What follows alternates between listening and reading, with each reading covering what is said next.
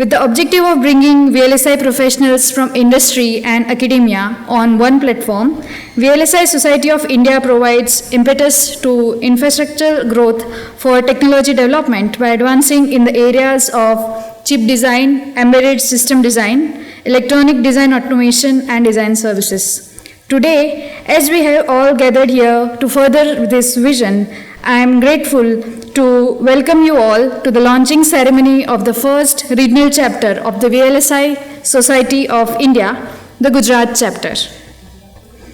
Without further ado, I would like to invite Chitra Hariharan, Engineering Strategy Head, Intel India, to the stage to introduce and welcome our guest for today's event. To increase your participation, I request you all to please silence your mobile phones. Thank you.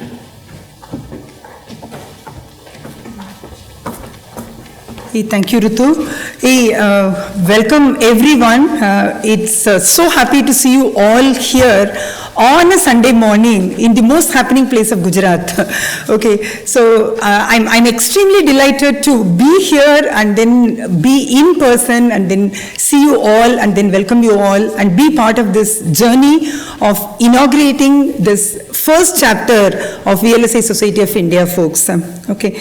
Let me take the honor of inviting the dignitaries to the stage. And I'm going to be starting with Videkari sir, Mission Director, Gujarat State Electronics Mission. Please, sir.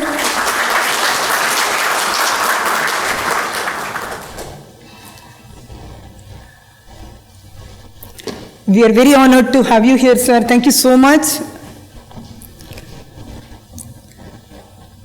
Sunita Verma, my dear friend, Scientist G and Group Coordinator, Research and Development, MIT.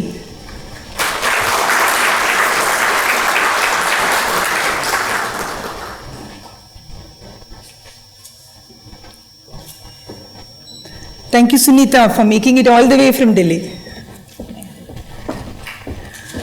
Dr. Pradeep Thakur, Country Head and Co-Founder D-Matrix, and my dear industry friend. Thank you for making it, Pradeep.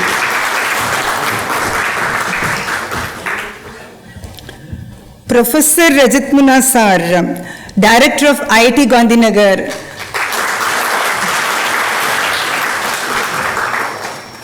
Thank you so much, sir, for hosting us, and this is going to be a great start for us at VLSI Society of India.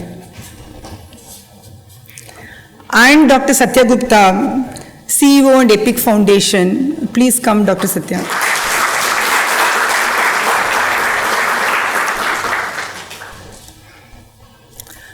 Thank you, Satya, for continuing to be the driving force behind VLSI Society of India and all the actions that you do for this, for making India a semiconductor and product nation. That has become his mantra, right? So you've been hearing it so much, so you would end up repeating it.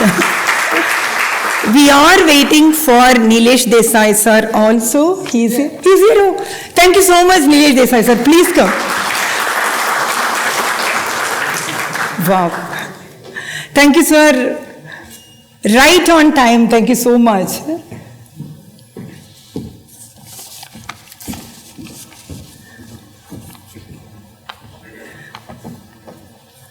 So I don't have to talk about VLSI Society of India, I guess, right? I mean, is there anyone in the audience who do not know about VLSI Society of India and what we have been doing?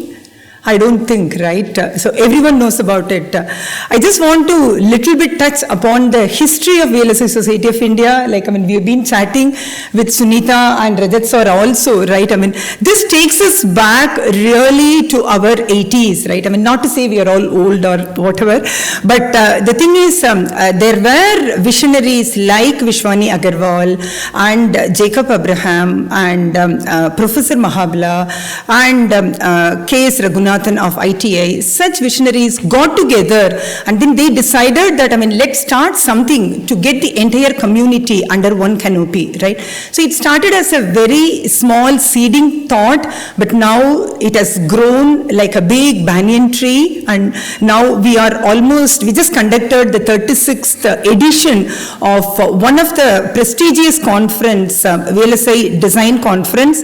So this conference, whenever I attend, I go back to the first conference that I attended and still share the joy of my first paper getting accepted and I getting a chance to present it, right? So you, all the students, I think you would also be having that kind of the joy of your paper, waiting to see the results of your paper getting selected in a prestigious conference like VLSID, right?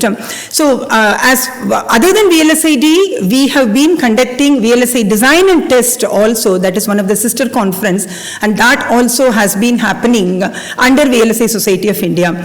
So now, given the growth that we are really seeing in the semiconductor and VLSI, we thought that this is the right time for us to kind of expand our wings and then reach all the regions and then spread this awareness and then bring the entire community together, right? Be it academia, be it startups, be it government bodies, bring everyone together and then see how we can really get the growth propelled, right? That's the vision with which the VLSI Society of India regional chapter is getting started. More will be shared by Satya here. So now I call upon the dignitaries for the auspicious lamp lighting ceremony. So please join us and then we will start off the inauguration with the lamp lighting. We can start with the people in the order. We can go. Go ahead, Professor Rajat Munna, sir. You can please.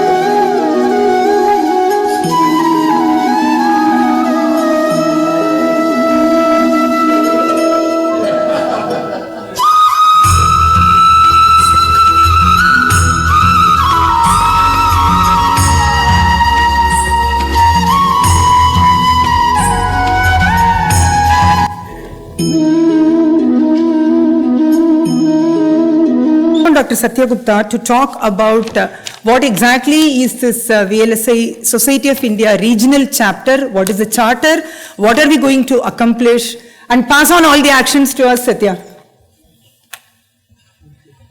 Thank you.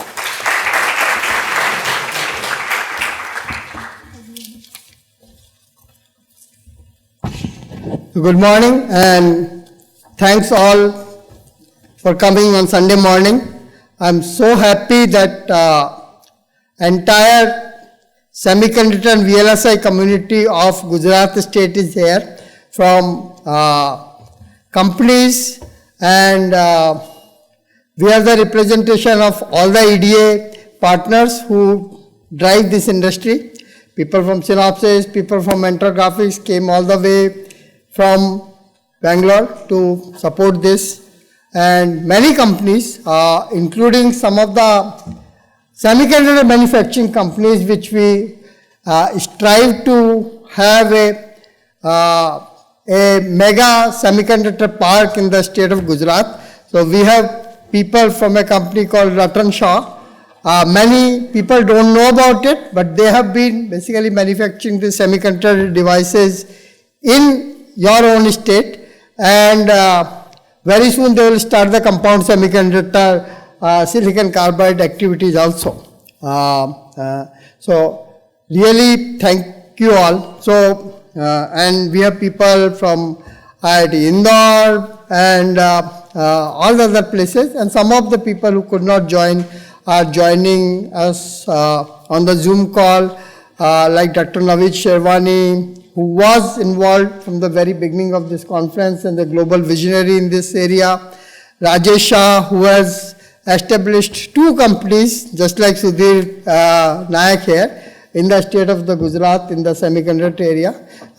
Professor Subhashish Mitra from Stanford, so these people are basically joining us from the Zoom. And many people, including the founder of IESA along with me, Rajendra Khare. So thank you, all of you. So when we kind of, we have been discussing about starting the regional chapters of the VLSI Society of India for almost like 6-7 months, right? With people like Usha Mehta, penal engineer, Santosh Vishkarma, Manoj Gaur, all of these people, right? So what do we want to do and why do we want to do it, right? So the whole, if I say in one line what the purpose of doing this thing, we want to take the semiconductor and VLSI design to the grassroots level, okay? And we cannot do that by just sitting in Bangalore or Hyderabad. We need to take it to every part of the country, right? And when I say grassroots level, right, we need to involve kids from high school, from BTech, from MTech, from PhD, industry professional, all the way, so that basically we can create a strong pipeline on which we can build the future of semiconductor in this country. So that's the kind of vision we have for this chapter, and this has to be driven by local people for basically creating the local system.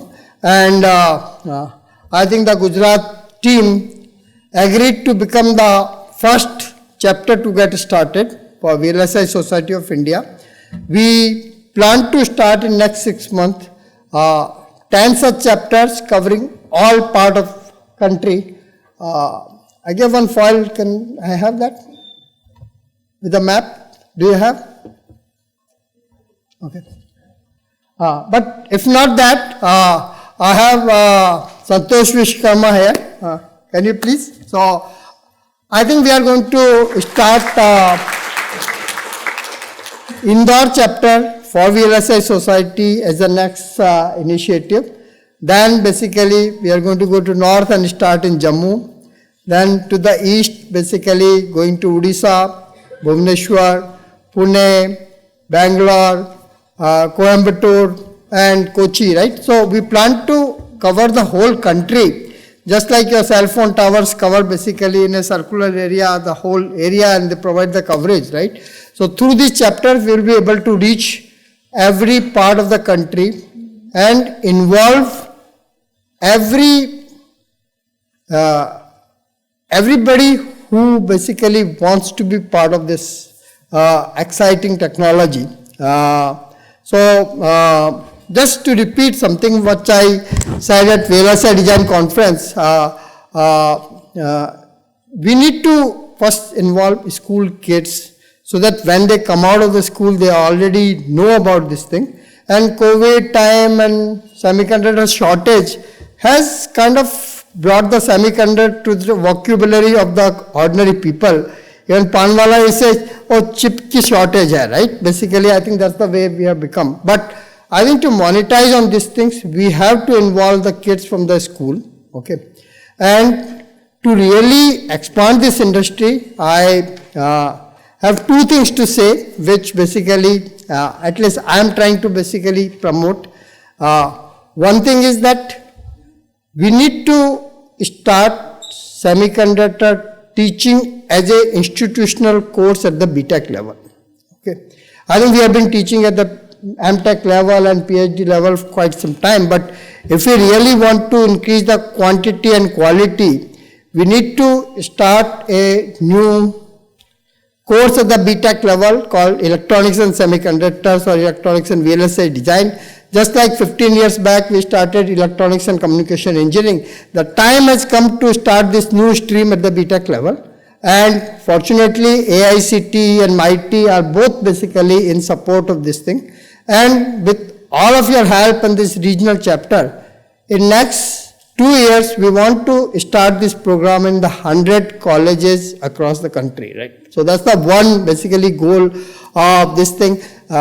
whether we do it through MIT, AICT, everybody, we are all in this together, ISA, but take it to 100 colleges to the country.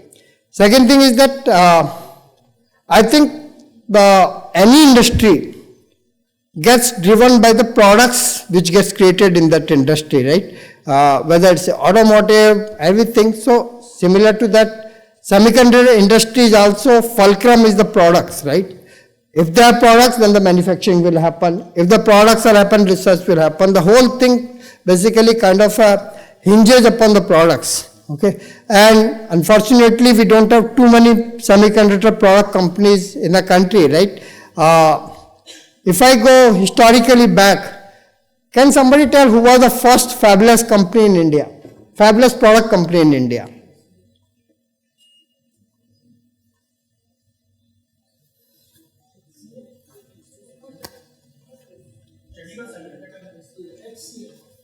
I said well, manufacturing. I'm saying semiconductor product company which made a product and sold.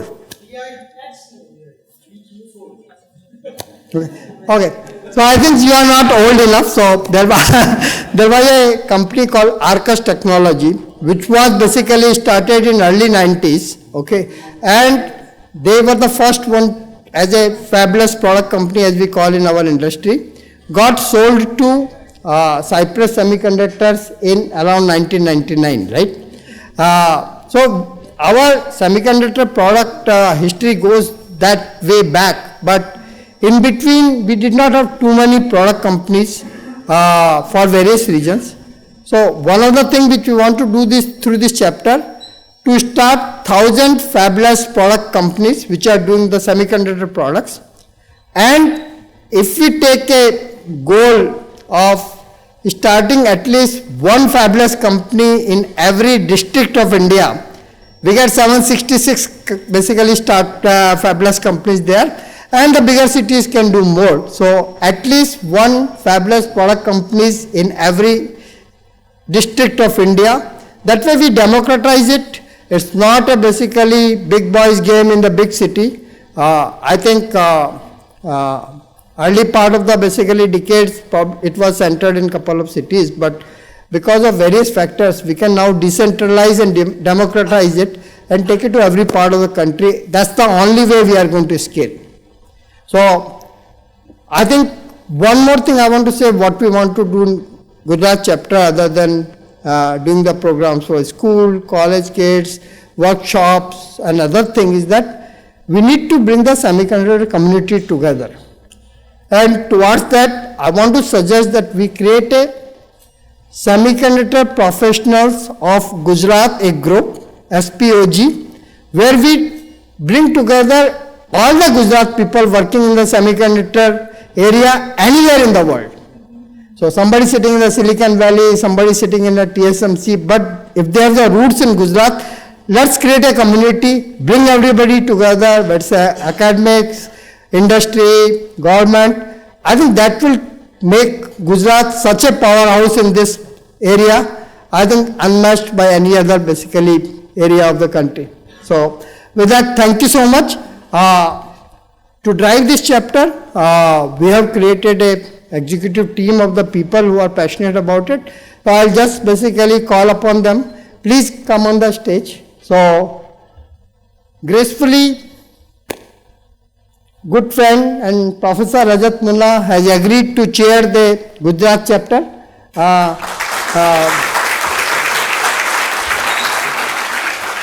I don't know how many of you know, other than his semiconductor background and all those things, he is the man behind EVM, right? I don't know how many people know. I think EVM is it's not advertised, but it's the most sophisticated and scaled electronics product which have come out of the India, completely basically designed, made in India, and no such product exists in the world of that quality. So thank you, sir, for sharing this chapter. We try to create a balanced team. So we have basically people from academics. So I want to call upon Professor Usha Mehta. Please come. ऊपर आ जाइए.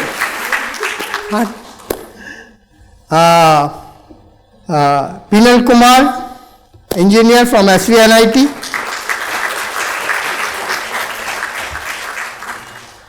Nihar from IIT Gandhinagar.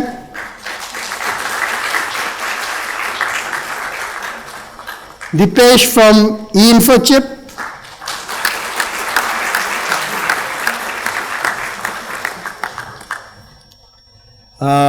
Amit Vashi from Soft Context. He could not be here because he is on the East Coast right now. Then who all have? I'm just calling up the name from the memory.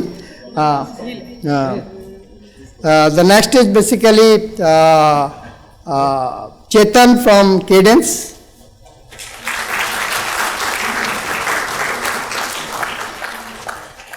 And from VSI side, to create the connect between everything, we have basically put Chitra, Secretary of VSI, as part of the Gujarat chapter team also. As a ISA and industry representative, we have added Pradeep Thakar as a part of the team, because we want to do it in a collaborative manner. And we will add a student representative, which basically I think our academic friends will add. And one more person we have added to the team is Harpreet Singh Jatana, HS Jatana. A lot of people know him. That will give a connection to the semiconductor manufacturing, additional flip to this chapter. So this is the chapter team. Thank you so much for agreeing to be there. I think we are very balanced, covering all the angles of the basically industry as a part of this team. And as a basically patron, we always have Sudhir Nayak to basically provide the guidance and everything. We don't want to load him too much, that's why we did not put him as a member of the chapter. But you as a mentor and guidance, always there. So thank you so much.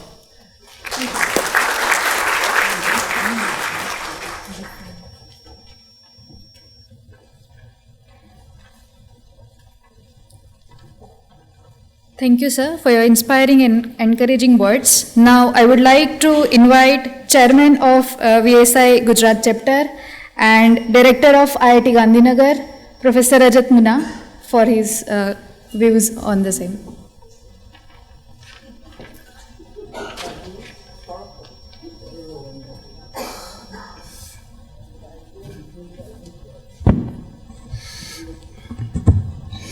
Thank you, and good morning to all of you, all friends on the dais and off the dais, all students, ladies and gentlemen.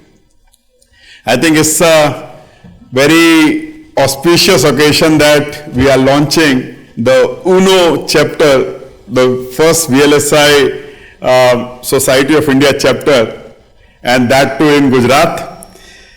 Also, at the same time, we know the way things are moving in the country in semiconductor. It was a realization for a long time that while India has definitely established its lead in the software space, but in the hardware space, we were not doing so well.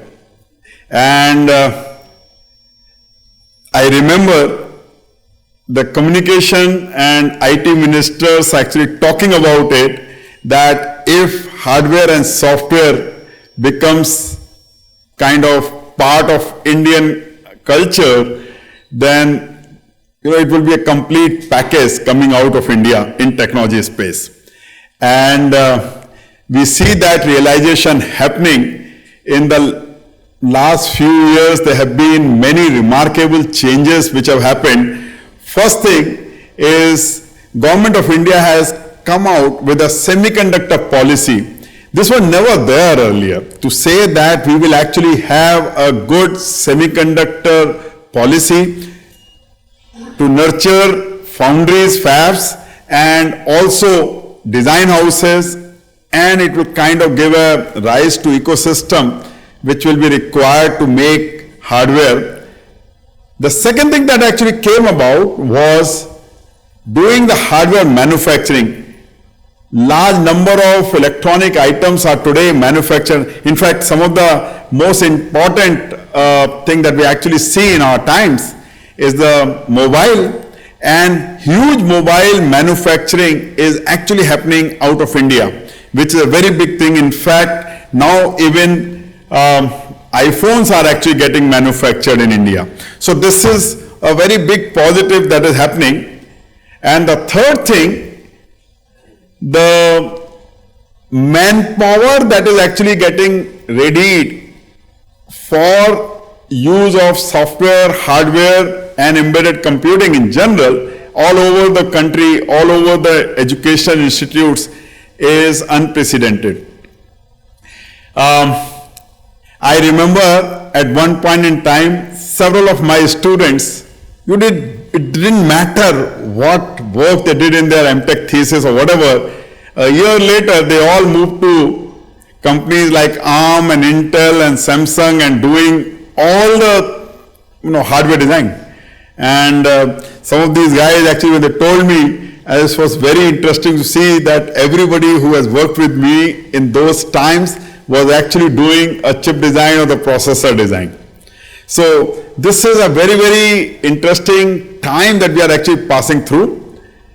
And with the first semiconductor fab of the India in the modern times, so I'm not talking of semiconductor fabs which are in the government spaces, okay, DRDO fabs or now MIT fab, Ministry of IT fab, which is semiconductor complex, which is probably the oldest fab.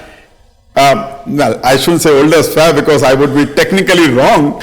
It was actually also set up in ITI and BEL. So India actually had a very interesting history of setting up fabs, but we unfortunately could not sustain that momentum. We actually got into hardware manufacturing, semiconductor manufacturing very early in the game, but we could not sustain that momentum.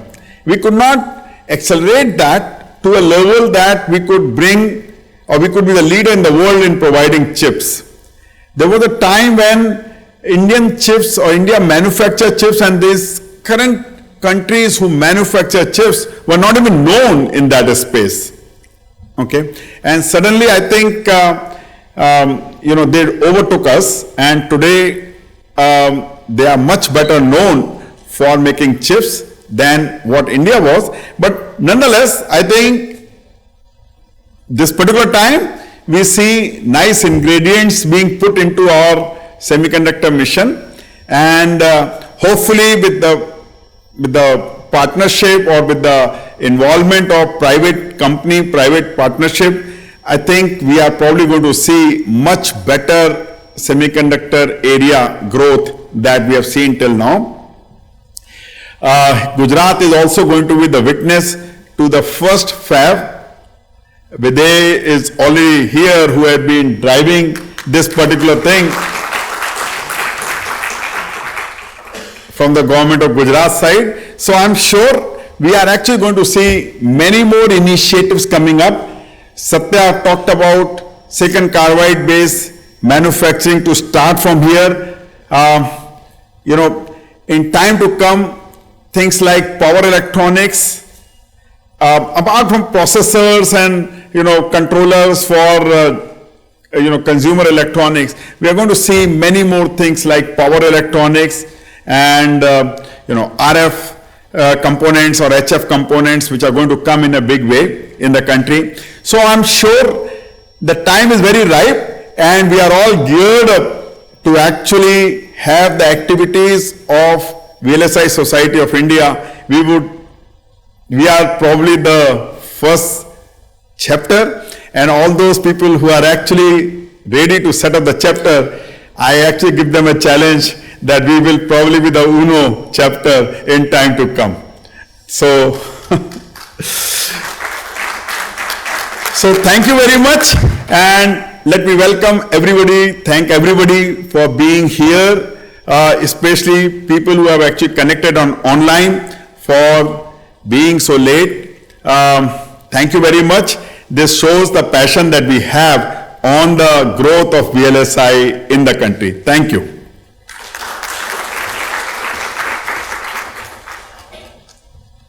Thank you, Professor Munna, for your gracious words. I would now like to invite Dr. Pradeep Thakur for his industry keynote on today's event. Dr. Pradeep is the country head and VP Engineering at D-Matrix. I have a slide that I'd like to do. I'll just send, yeah, this is the one. It's not up there yet, right? So let me just check it. I just want to check if it's the latest I sent.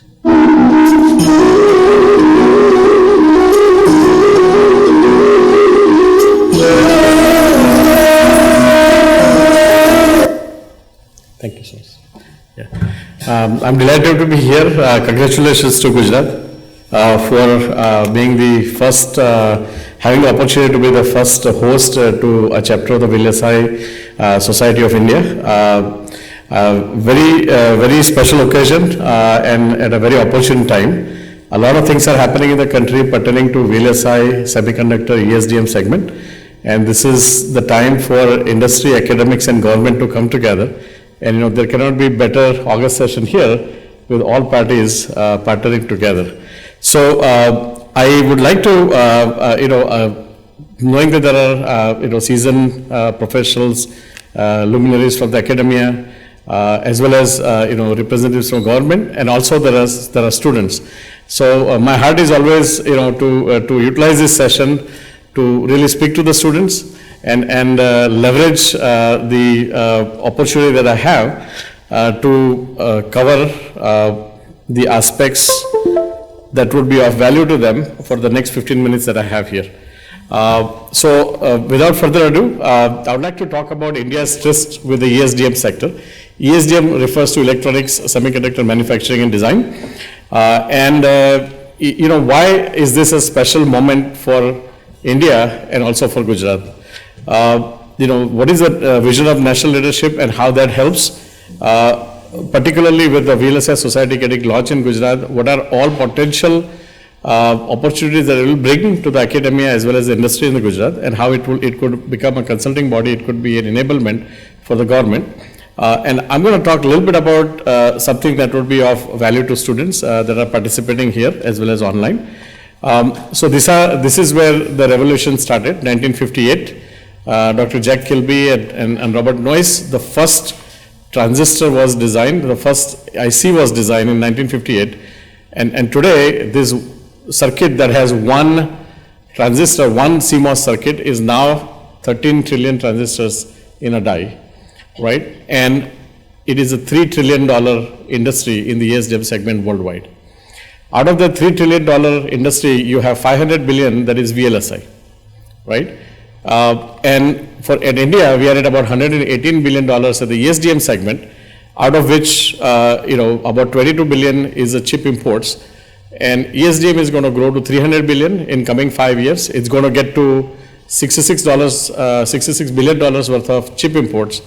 And, what's a better time to have the fab here? When you import so much, it's best to really manufacture it yourself, right? So ESDM segment, when we talk about, Prime Minister's vision about $1 trillion economy, ESDM sector is identified as one of the key drivers for the country to rise above, to go from fourth largest economy to third, second, and someday down the road maybe the first or the topmost, right?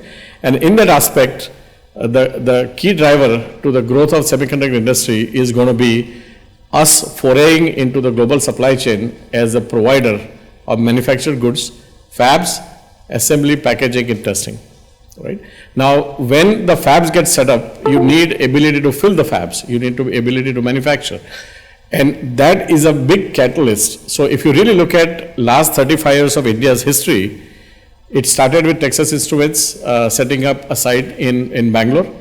And now this is 100,000 engineers plus VLSI industry in India. Now, this industry is entirely focused on providing skills for design and intellectual property creation that is for somebody else. And now government is looking forward to India being the sorcerer of the talent, destination of the talent, but also creator of the intellectual property for itself. So there is a greater emphasis on indigenous efforts for intellectual property that would be owned in India. And in that regard, if I may add here, It's not moving, okay. So if I may add here, we are going to be pivoting our strategy in the coming decade. It's going to take time, but it's going to be coming decade, where if you think of today an innovation destination, we think of Germany, we think of Israel, we think of US, right? When we think of India, we think of as talent destination for execution. And we do a lot of chips out of here, but it is not only the execution, but there is tremendous innovation happening in India as well. And a lot of patents get filed that goes to US Patent Office or other countries. So there is also tremendous intellectual property creation happening that is not getting registered anywhere, right? And now with the efforts that government is putting, academia is stepping up, industries combining together, we are going to be going into branding ourselves going forward also as an innovation destination. And in that regard, when we talk about why now, right? So ISA and VLSI Society and many industry bodies have been talking about it for years to the government to get into semiconductor manufacturing. And the whole world has basically realized now that, you know, this is a bad decision to put all eggs in one basket. Taiwan does a majority of the semiconductor manufacturing. And if something happens out of the political situation, it's not just your, you know, luxury products at risk. It's your day-to-day life at risk. It's your national infrastructure at risk. It is your national security at risk, right? So all countries have started realizing that, you know, they got to do something. And you hear news, US is going to be building Intel plant and such and so on. Well, you know, for India, this is really the right timing, particularly for several factors. One of the biggest factors is that we have the largest demographic advantages. 65% of our population is youth, and they are hungry for growth. And they are the engine to propel the country towards $1 trillion economy. And ESDM is a sector which has over 600,000 students enrolled into electronics and communication, electronics and instrumentation today in 2,500 institutes in the country, right? So second is academic infrastructure. Oftentimes, when I was new to India in 2007, I used to hear in conferences, oftentimes academia getting beat up that institutes are not doing enough to produce high quality students. And I never bought into that. I was always surprised because I look at my own background, I look at background of my peers. I think you show me one student who graduated from India education system and did not succeed anywhere in the world. Today, Indian talent is deployed across the world. And you know, not just at level 1, level 2, level 3, all the way to the executive leadership of the companies, right? This is the power of Indian academic institution. And I always believed that that's, you know, a grossly undervalued proposition that has been highly contributory to India's growth. And we have that intact. On top of it, now we have 35 plus years of experience to develop front-end circuits all the way from concept to silicon and post-silicon characterization. That experience is going to come handy to us when we look for finding ways to fill our fabs. Once we build the fabs, you're going to require circuits to fill. So as Dr. Satya Gupta said, right, there needs to be product identifies circuits to be designed. Once circuits are designed, they need to be manufactured. So the concept of providing the fab and the manufacturing is going to be catalyst to create a lot of innovation. And a lot of those innovation is going to be targeted towards filling the fab, but also addressing a lot of pain points that Indian ecosystem has. So today, if you look at how the products are designed, most of the product specifications are done for the global, particularly for Western countries, right? How many of us are designing products that are for India pain points? If you put an autonomous vehicle in India, the likelihood of that working is very low. But how many of us are actually looking at, okay, we have infrastructure deficiencies, an autonomous vehicle is designed for certain infrastructural assumptions. We are not going to get there. Can we do solutions that would provide India-specific solution that would address the pain point of Indian consumer at an India price point? And there is a huge untapped market in that regard. There is also a lot of, so Government of India has actually launched quite a bit of the schemes to support the growth of this whole engine to get started. Also states are competing. So you have central government incentives. On top of it, you have incentives from the state governments. And this vision that is going to be, we are at a really important turning point in the industry. And here I like to always say, I've been saying it for a few times, Those of us who have been in the industry for last, X number of years in India, as we say here, right, if the wedding is going to arrive and the amount of excitement that you feel a week before, right, there's so much activity happening, so much programs are being put together, there is hustle, bustle, right? Today, many of us feel that we are actually literally participating in a journey that's going to be a great peak for the nation. And that's the kind of excitement that is there in the industry, that is there in the academia, and government is actually at the forefront. And again, when I was new here, I used to hear that, academic infrastructure gets beat up, governments get beat up. This is the first time in last 5 years, industry has realized that we are behind. Academia is pulled ahead, government is running farthest, and industry needs to really reach out to government, needs to reach out to the academia, and we need to do our part to enable the triangular success that needs to happen, right? So when we look at the geopolitical situation, why Gujarat? That's one question. Well, many may have speculations on why Gujarat, but there is actually reasons for it. It is not, it is not just one man's dream, but is also one man's dream that was driven over last 20 years of providing stable governance in the state. Leadership at the center is nurturing. State has a progressive outlook, right? Manufacturing clusters, Dholera is identified, and I think everybody here, I would request you to visit Dholera, even as a picnic, even as a field trip. The vision that has been put together, I have not seen anything like that. It's a 900 square kilometer township, explicitly dedicated for ESDM, right? When I saw that, I was disoriented. For the whole day, I just had this feel that, is this real, right? So that's a grand scale of vision, and we are the builders. We are sort of the small contributors to see that vision come together. And one thing that is very different about Gujarat, and I can say that with a lot of pride, is, Gujarat has an entrepreneurship in the blood, in the DNA, right? And this is the era of entrepreneurship in India. Right? Thank you. So this is the differentiation that Gujarat offers, and that's what brings so much excitement about being here. Well, of course, with everything there are challenges. There is a race against time. All these countries that are big, they have technology for a long time. They already started going down that direction, right? India is going to be catching up. So we have to leapfrog, and we have to figure out a way to leapfrog ahead.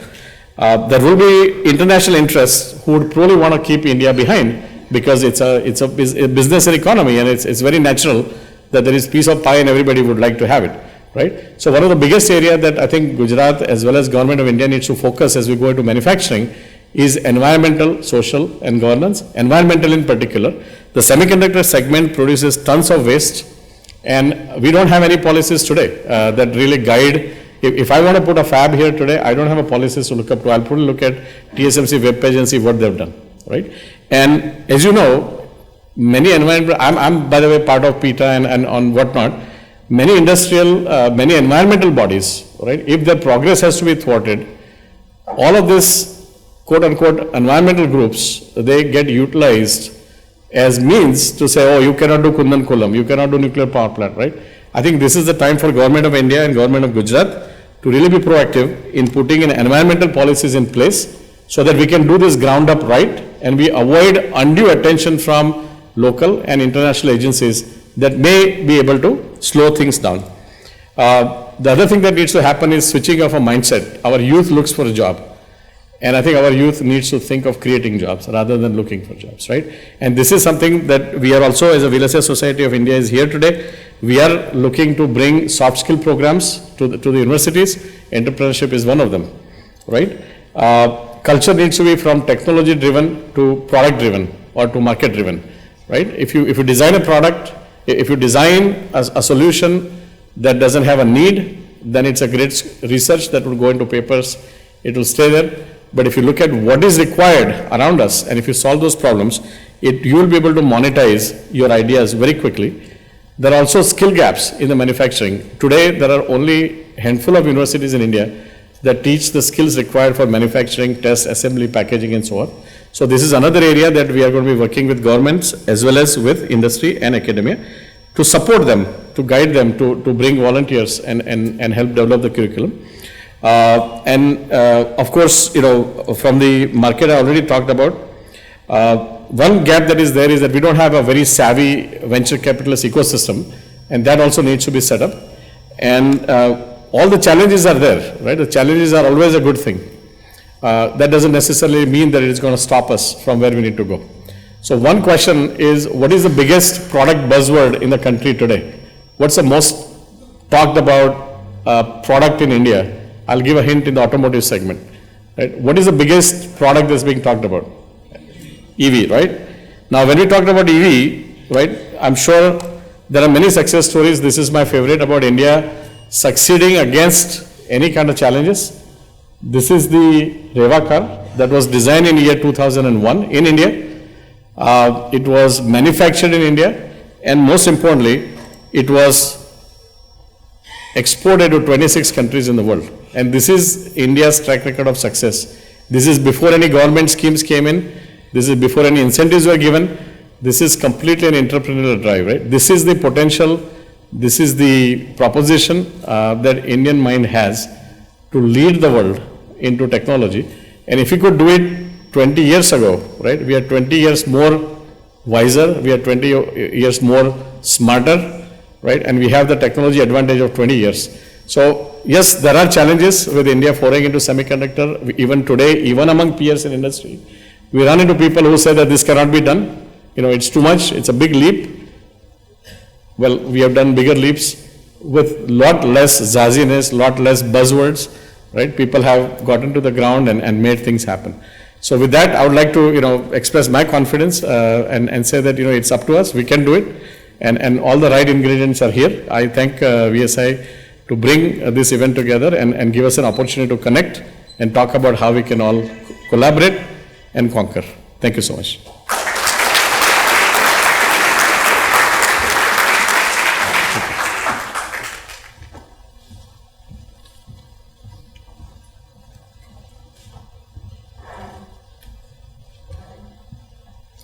Thank you, Dr. Pradeep, for your thoughtful industrial perception. Now I would like to invite Viday Khare, today's guest of honor, to share his thoughts. Mr. Khare is IS Mission Director, Gujarat State Electronics Mission.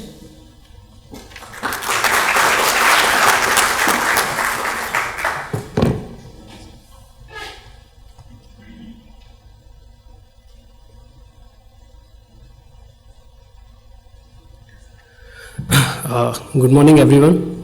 First of all, I would like to thank Professor Mona to invite me to IIT Gandhinagar for this particular auspicious occasion. I would like to congratulate VLSI Society to for starting their Gujarat chapter. It has been one of the key things which will be helping us in getting a direction for future development of ESDM sector in Gujarat. So again, I am very grateful for this particular invitation. I would like to thank Satya Gupta ji. I would like to thank Sudhir Nayak ji. I would like to thank MITI for making this a great success in Gujarat. I feel very grateful to let everyone know that Gujarat government is taking a lot of steps to improve on and to set up a great, vibrant semiconductor industry in our state. So I would like to share that what we went through, how we worked on it. As you know that our PM sir has given a vision for developing a vibrant semiconductor industry in India, and Gujarat as a state took a leading step by announcing a dedicated semiconductor policy which has been one and only in the country.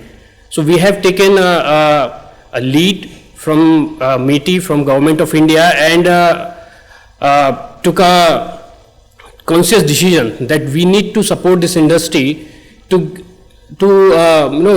cater the need of Indian market in the requirement of chips in future electronics development. So, and we have been very fortunate by the support of Government of India, by active leadership of our CM sir, that Vedanta and Foxconn, they decided to come in Gujarat to set up their display and semiconductor fab. We did a MOU in September, and we are continuously following it up, getting their land allocation done, getting their all the requirement done, getting ground ready for first fab in the country to start in state of Gujarat.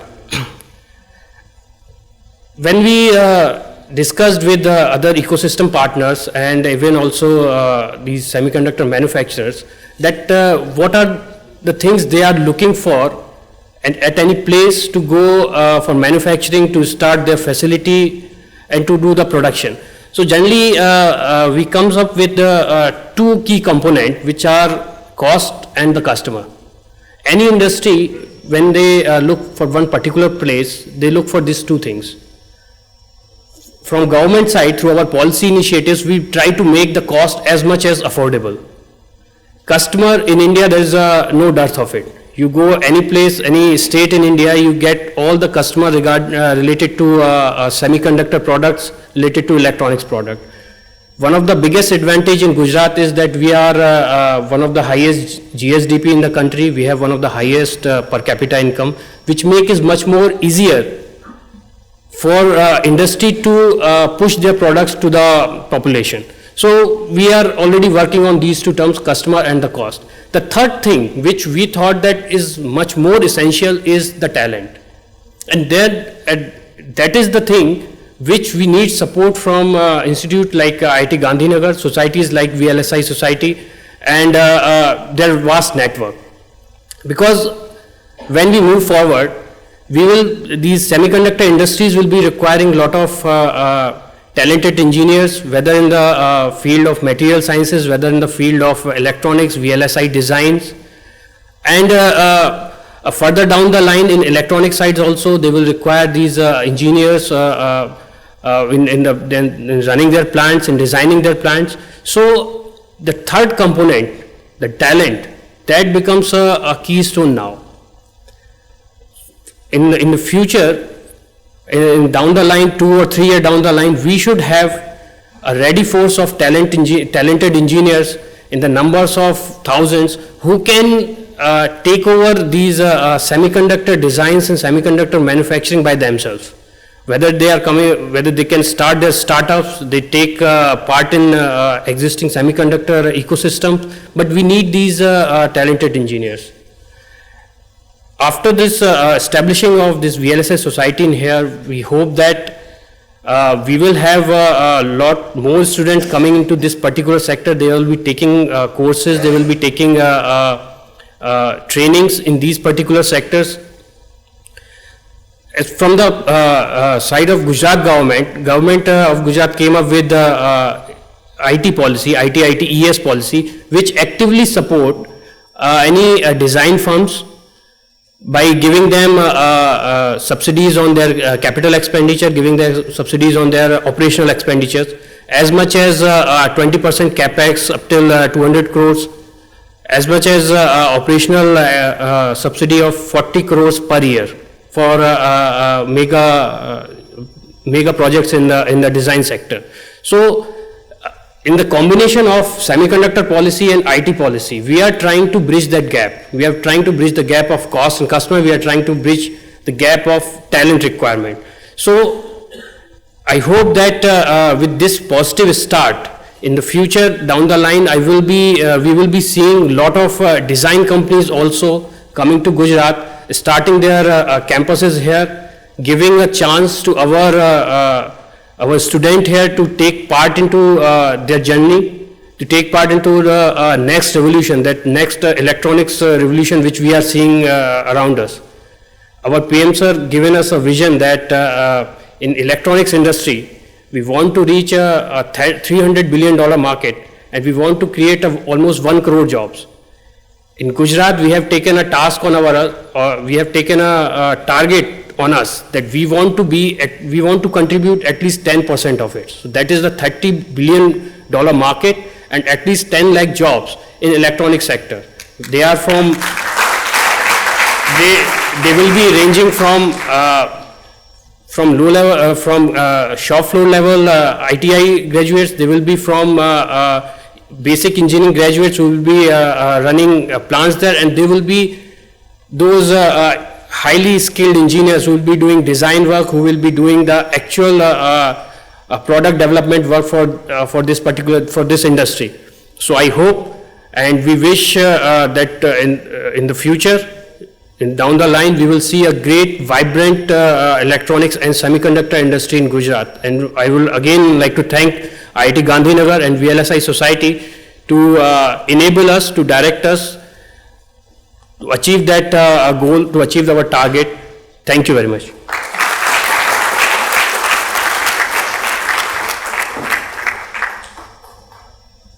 Thank you, sir, for your elevating remarks. Now I would like to invite the second guest of honor, Sunita Verma, for her generous words. She is the Group Coordinator R&D at Ministry of Electronics and IT, Government of India.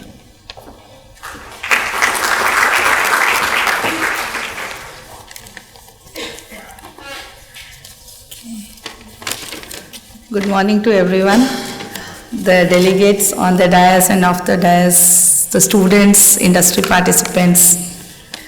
I'm very, first of all, happy to be here. Thank you, VLSI Society of India, for inviting me and being part of this very exciting announcement of the first chapter of VSI of Gujarat chapter. And I think this has come at the right time and totally in sync with what the government envisions in the semiconductor or the area. Now that we have all talked about the semicon policy that has come up and announced by the ministry, the complete ecosystem for the semiconductor needs to be in place. And for that, academia, industry, government, state governments, startups, all are working together to make it happen. We have got some very ambitious targets. India, we have, as Prime Minister's vision, India has to be, this is the decade of India. This decade has to be what we want to make it happen. So for that, we have seen that the whole semicon policy which has been announced, the 76,000 crore policy, it takes into account the ecosystem in terms of manpower skilling, in terms of research which has to be done, in terms of the manufacturing, and also in the setting up of fabs in compound, in display, and CMOS fabs, along with the ATMP facilities and also the full upgradation of our SCL lab. So the policy as such, when we look at it, has certain vision, and with that vision, we are seeing that it's not only the feeding or the main resource that goes into the success of this policy is the manpower or the human resource in all the verticals. And I think VLSI Society of India is doing a wonderful job taking the chapter to various cities, tier 2 cities and tier 3 cities, so that all the students, the young students that we have, the researchers, they are there and are very much part of this, I'll say, yagya that we are going to have and make it a success. So the success of this manufacturing, that is a very critical component, is that the fabs are to be supported or loaded with the IPs, and these IPs have to come from us, from indigenous IPs, and with the, as other delegates have also spoken about, that this is, it's not only that the IPs have to be got from outside, but we have enough potential to create our own IPs and look at it that they are part of the systems which are developed indigenously and ultimately are the products which are going into the market. India is a very big market, and we have to tap our own resources, not only for creation. So it's for, if any product, my vision is that I would really like to see some brand India products, which we say that if you look at any product, it relates to, okay, this is something which is the best product in the world globally, which is coming from India, and it is synonymous to India. And we have the capability to develop this and make it happen. For this, various initiatives have been taken by the ministry. First of all, there is capacity building in the VLSI area with earlier with the special manpower development program, and now with Chips to Startup, which has been initiated last year, where we are supporting 100 academic institutions for developing 85,000 manpower in the area of VLSI at BTech, MTech and PhD level. And from there we are also looking at industry and academia, very close collaboration to make it happen and develop some very good useful market driven IPs also. So with that, that is one part. The second is about the design linked incentive scheme, which has been launched as part of the semicon policy.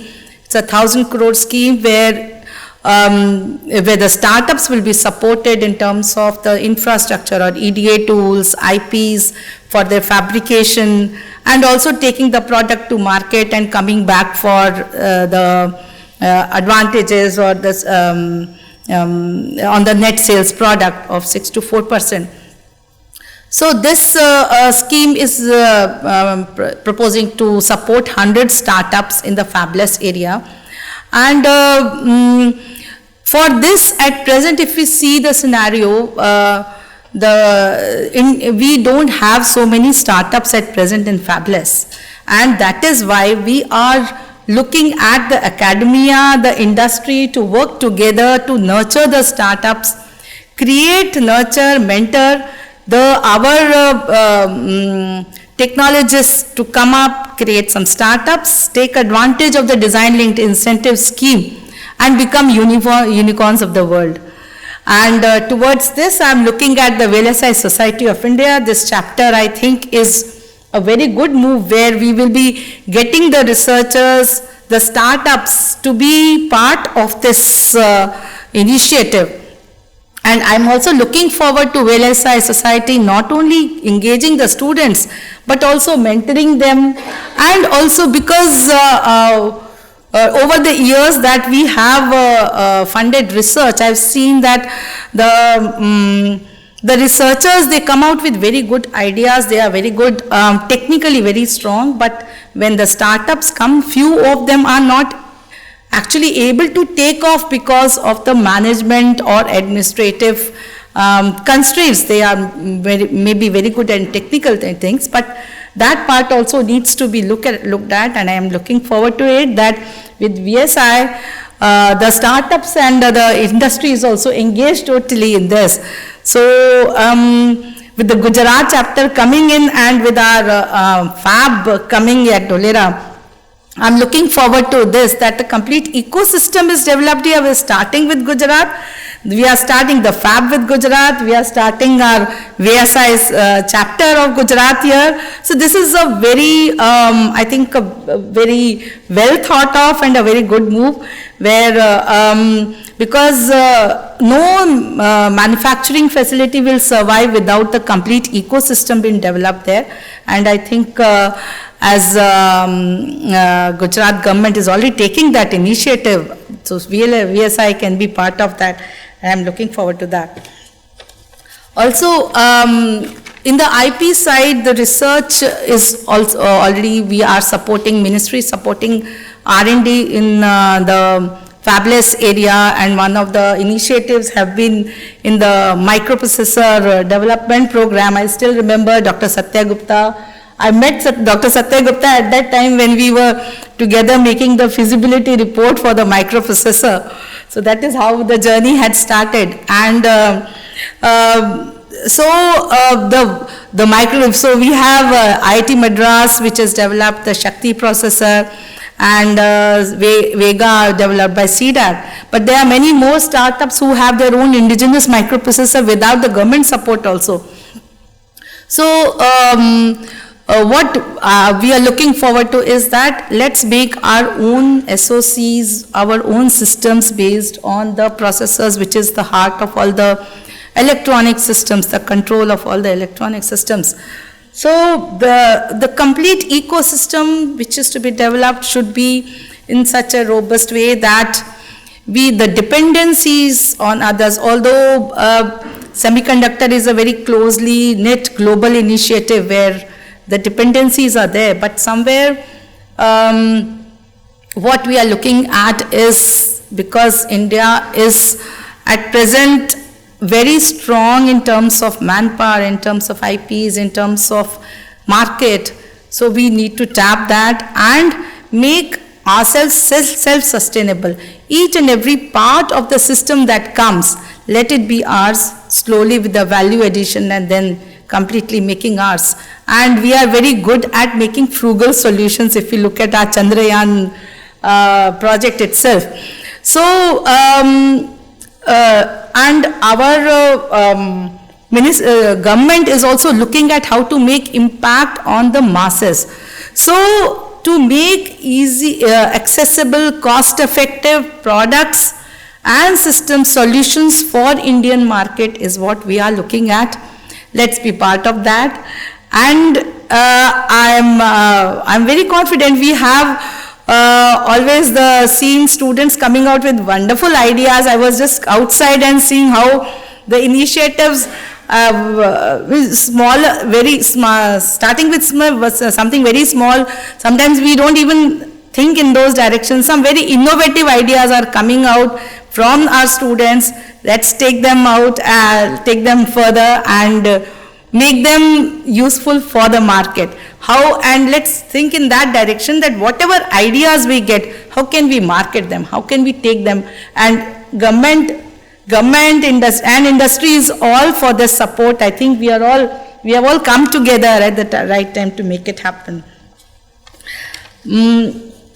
Also, I see earlier when I was also very much a part of the VLSI design conferences. When I started my career in 90s. So at that time, coming from the computer science background, I think VLSI conference had taught me a lot.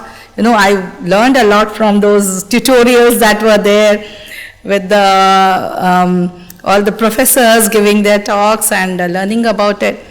So industry collaboration and the academic and international collaborations, I think, is a very important part. I think that also as a chapter in VSI, we can look at those collaborations also, and government is ready to also support any such initiatives that can be taken up by the society. I congratulate the VLSI Society of India for launching this Gujarat chapter, and I'm sure that this chapter will become impetus and will create opportunities for the students to come together to create, collaborate, synergize and make India a global semiconductor hub. And I'm sure that we will put a true strength and focus to make it happen sooner than later. Lastly, I would like to recall the words of the great Indian Swami Vivekananda. He called on all of us to arise, awake, stop not until the goal is reached. So we have started this and we have to keep up the momentum so that we reach our goals to the last. So creating the chapters and with the full and the same momentum with which we have created, the same enthusiasm should be till we reach our goals. Let's not rest till then. Thank you.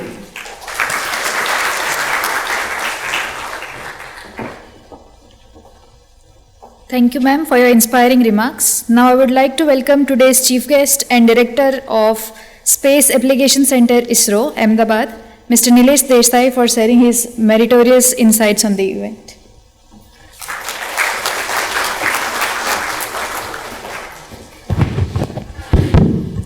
Good afternoon, dignitaries on the dais and off the dais, my dear friends, colleagues, and students and other faculty members from various academic institutes. At the outset, let me thank the organizer for calling me here for this very important event. Better late than never. I'm not talking about myself reaching late here, that is always there, but it is for the society to be established in Gujarat. And all of you may be knowing that Winston Churchill once said that Americans always do the right thing after exhausting all other alternatives. So Gujarat is also doing the right thing by having this society. And in fact, on 15th September, we launched the IESA Gujarat chapter. And at the time, the announcement of Vedanta Foundry was made. And of course, we heard from policymakers, both Mr. Bidai Khare as well as Sunita, about the policy guidelines which Government of India as well as Government of Gujarat is providing incentives in various fields. So for this society, for the activity related to ESDM or VLSI to prosper. So in that sense, all of us should take opportunity of these various policies which are being driven by our Honorable Prime Minister. And I'm sure that we'll take lesson from all this, what we have learned from our earlier mistakes. And Gujarat being more having a short-term goals of making profit, instead of that, this is a long-term incentive which is being provided by government, and we should take advantage of that. So launching of this VLSI Society of India Gujarat chapter is a step which has come at a very opportune time, as I said. It is a step in the right direction with the foundry getting established in next couple of years, with the policies of government coming up. And along with that, I would like to emphasize on a couple of points. One is related to this, what ISRO also has been supporting always, this research institute, academia, industry triad. And in that now we are adding these policy makers, the government policies. So this triad becomes a quad. So this quad together will take especially Gujarat forward because of the very initiatives being taken in this particular field, which India has missed out microelectronics revolution, as all of us are well aware of. So let us take advantage of this particular opportunity which is coming in our way. And if you see the market, India is a captive market. If government comes out with the right policies, we have so many credit cards to be made, licenses to be issued, Aadhaar cards to be made. So all of these will need chips. And this chip manufacturing, which can be regulated in some way or the other. Of course, I know there are policy or the world obligations will be there, WTO related and other things, which will not allow us to monopolize in the country itself. But still, if we fine-tune our policies in some manner or the other, we can take advantage of this captive market which we have in the country itself. So that is one area where we can concentrate. And other thing is about the ecosystem which everybody talked about, which we need. So academia will have to play a very major role, especially related to that. Already many courses are being started, and as Satya mentioned about having a specific course related to that, lot of other initiatives are also being coming up from private sector, and so that students can be oriented for skill development. And one major mistake I have seen, being from this field itself, people are making is that VLSI design, writing the firmware in VHDL or Verilog, we treat it like writing a software program, but actually it is not like that. Because writing software compiler or the system will take care of the other mistakes which you are making. But in the VLSI design, unless you know the hardware aspect of the design, you will never design a very good hardware. So the same thing applies when you write firmware in VHDL or Verilog or do verification. So a basic knowledge of hardware is very essential. So academia has to take care of these aspects because hardware design experience, student is not clear about that, his design is not going to be that great. So that is one mistake which often we make. Second is, as we were seeing from on the stage, we have 1:6. Madam is the only lady member here on the stage, and same way I am finding in the audience also. So ladies are going to play a major role in design because we associate ladies with design. So same way VLSI design also, we need to encourage more and more our lady students to take part in this. Generally they get scared with this VLSI and all this high sounding stuff. So that barrier we have to break. That is going to be very important. Last week Dr. Kasturi Rangan was here, our ex-ISRO chairman, who is the chairman of National New Education Policy 2020, which was announced by Prime Minister last couple of years, and they are working on that. So there he has emphasized on 2-3 aspects. One is anytime, anywhere, any level learning. So that is one major part where academia has to also to fine-tune so that NEP is implemented, which will provide the skill development especially related to VLSI and other technologies. That is one aspect. Other aspect which he emphasized on was this learn, unlearn and relearn. So these aspects are also very much needed when we want to go for such high level VLSI designs. So these are some of the aspects, and then emphasis on research, innovation and new ideas. So that is, again, Sunita talked about startup policy and all.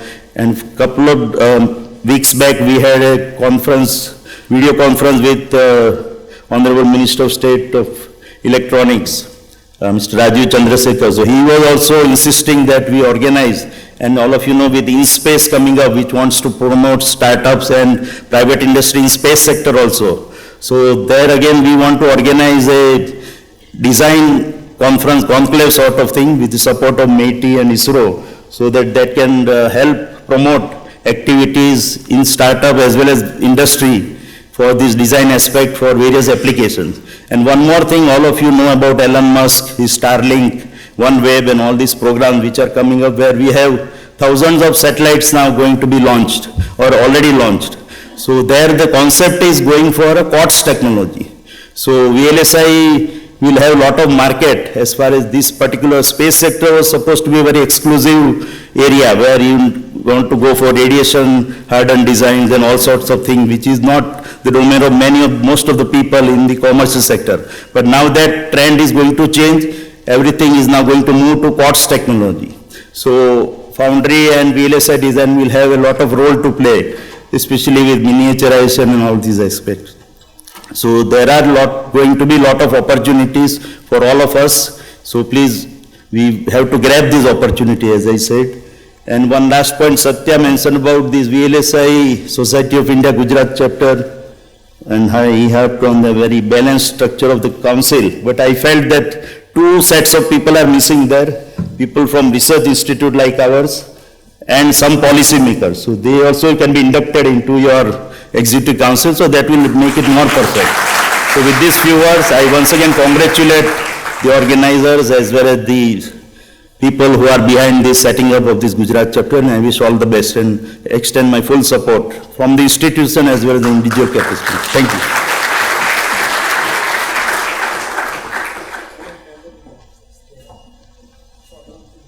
Thank you, sir, for your humbling words. Now I would like to invite Dr. Satya Gupta to present mementos to our honorable guest, commemorating the inauguration of first regional chapter of VLSI Society of India at Gujarat, IIT Gandhinagar.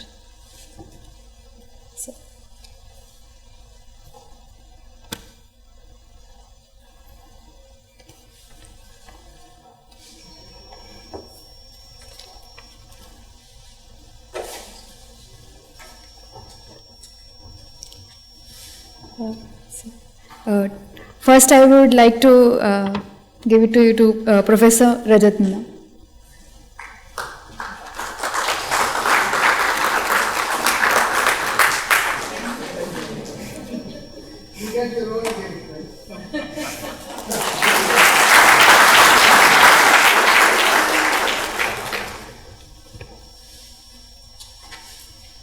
Dr. Pradeep Thakur.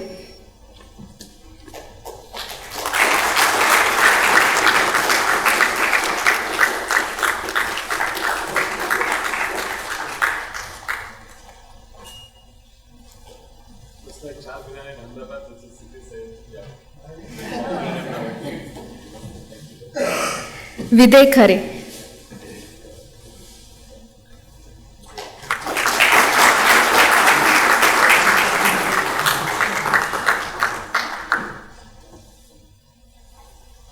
Sunita Verma.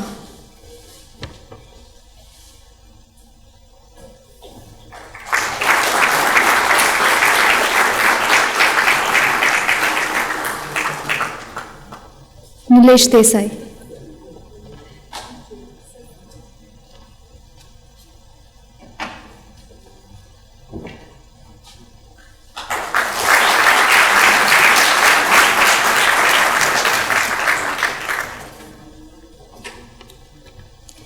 We will now have an interactive session between the audience and the guest for the next 30 minutes. The audience is encouraged to put forth their questions on today's event and use this opportunity to its best, as we have people from all over the industry, academia and government amongst us today. You are encouraged to approach your nearest volunteer, grab the mic and participate.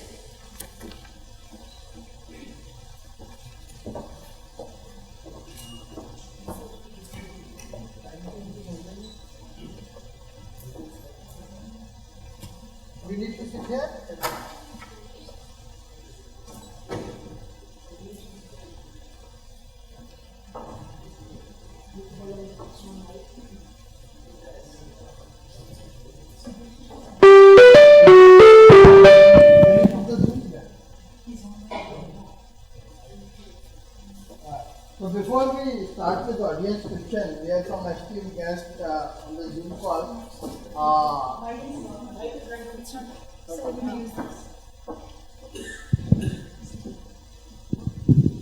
Yeah. So we'll start with the interactive session, but before that, some of the esteemed guests are waiting on the Zoom call. So maybe I'll ask some of them to say a few words. So if Professor Subhashish Mitra is there on the call.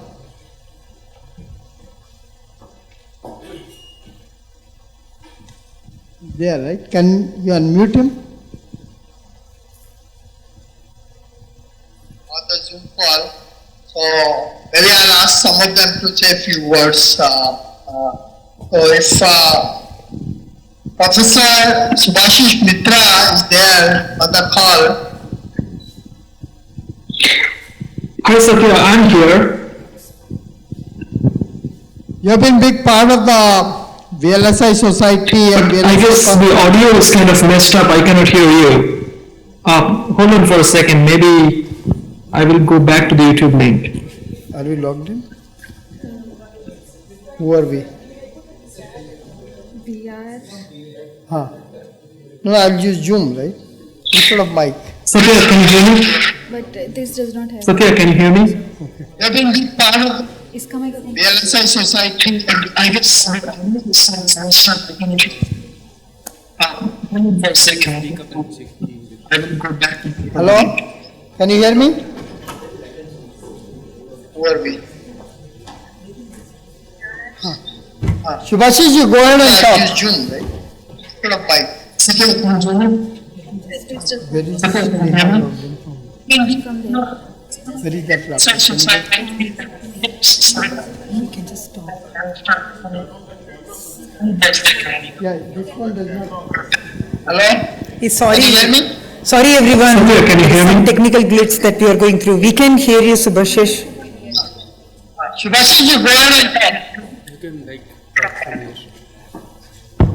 Okay, there is an audio lag, so I cannot exactly hear what's going on, but I heard Satya saying that I should say a few words.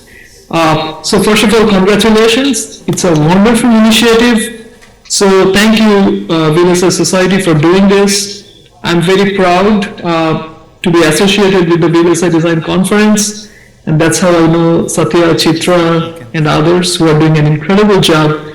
I think something like what you folks are doing in Gujarat is exemplary in the sense that this could be a great way of inspiring the future generations of students to work on VLSI. And I really hope that this would not just be a technical thing, but also there would be a lot of mentorship so that the students can really go and do something revolutionary. That's what I would like to say. Thank you, Satya, and thank you for arranging such a wonderful event. I am very proud to be associated with the India VLSI from my Open Silicon days of 2002. Dr. Sherwani, who just dropped off, Chitra, Satya and myself have worked to build a company in Open Silicon, and from those days onwards, I've been constantly involved in VLSI in India, and for last 14 years in Gujarat. I strongly believe that beyond services, we can also develop IP and product in India. And I want to encourage this chapter to encourage, push and facilitate the ecosystem which requires to manufacture semiconductor, which includes design, product development, IP, OSAT and all the other stuff. And my fullest support to the team and my management and everybody will be happy to participate any which ways to support the activity to take this thing forward. Thank you and best wishes. I think now we can open up for the interactive session, folks. Like how Ritu was mentioning, now we have here EDA folks, product folks, right? I mean, design folks, IP folks, government folks. I think the startup folks should also be there, right? I mean, some of them. And we have the entire academia community. So the floor is open to you all. Any question and every question is welcome, okay?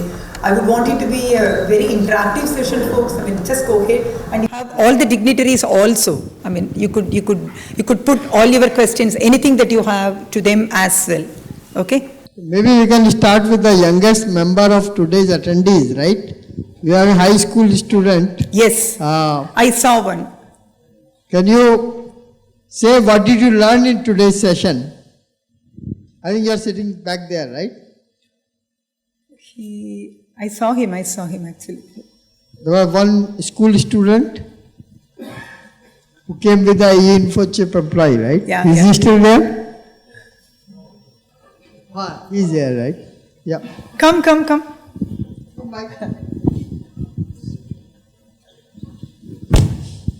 What did you learn today?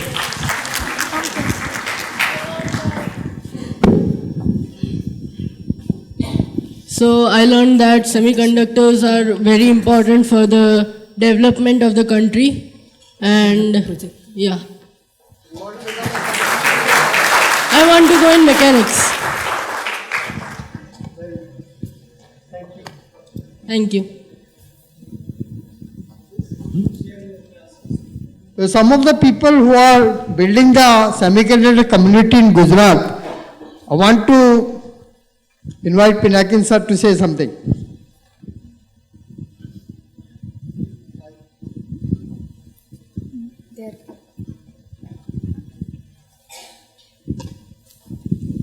Thank you, Satyaji, and all dignitaries. Actually, my name is Pinakin Thakur, work more than 38 years in Space Application Center, Ahmedabad, and I have architected one satellite modem ASIC in 2011, because since 1983 we were using all satellite modems we were exporting that. So we thought that satellite modem has to be developed here, and Satyaji was one of the back-end designer in that, and that was the still biggest volume ASIC in the India. I think we have architected that SoC, we have designed, then fabricated in Tawarza, Israel, and same design was manufactured in the SCL. So we have manufactured 10,000 devices there, and still we are planning to manufacture more than 2.5 lakhs ASICs, and this is the biggest bulk of ASIC manufacturing in India. So in the process, we have learned from architecture to design, front-end design, back-end design, testing, packaging, all the aspect of the VLSI we have done. And after just last December, I have retired and thought of giving this 38 years of gain back to the society and students, and we have started our Saptarshi Academy in Sindhuban Road, where we have started with InfoChips is our really supporting us, and we have started our verification course. And this month, I think we are starting our first batch, where many of the students are the CEO of few companies. So they want to know what is the VLSI spin and all. And we have planned to even start the design course for the PD, front-end design, because see, engineering students anyway, they get some opportunity. But we are looking for the dropout students also. In 2011-12, I was come across Mr. Sethi. I think he has started 2 years course in Coimbatore for the dropout students. And somehow I could not meet him again. But what I heard was the Reliance 4G chip, more than 30% contribution in Qualcomm was by the dropout students. So I think it's a big, people have afraid of VLSI, but I think that has to, the jargons and all that buzzword should go. VLSI is very easy thing, and that what we want to teach, that we want to break that ice in our academy. And I think this is the very good initiative by the VLSI Society. Actually, we are also looking for some good students whom we can groom them for the verification design. We have a full team from end to end. So we will definitely try to help in this manner, because manpower, building up manpower is the biggest challenge in the whole industry right now. Since what I see that IT industry has grown because of we had a good manpower in that. So I think this is a first step. It's very difficult, but we are struggling, but with help of all these people, we will do it. And my question to the Methi is, in backend, we want to do the design house also to develop IP. So during the development of our ASIC, we have developed our few IP also. Few IPs we have taken from fabs, but few of the IP we have developed. So that, what is the Methi is going to support in that manner? Okay, so, yeah. So earlier I talked about the design linked incentive scheme. It's a 1,000 crore scheme which is for development of IPs. So the support is right from ideation state up to the production volume. So if any of the startups or MSMEs are interested in developing or siliconizing their ideas and taking it to market, so the complete support is there. 100 crore support from end to end for one product is what, or one IP is what we are offering. And this also, the offer includes the infrastructure, the EDA tools also for the startups, and testing characterization support.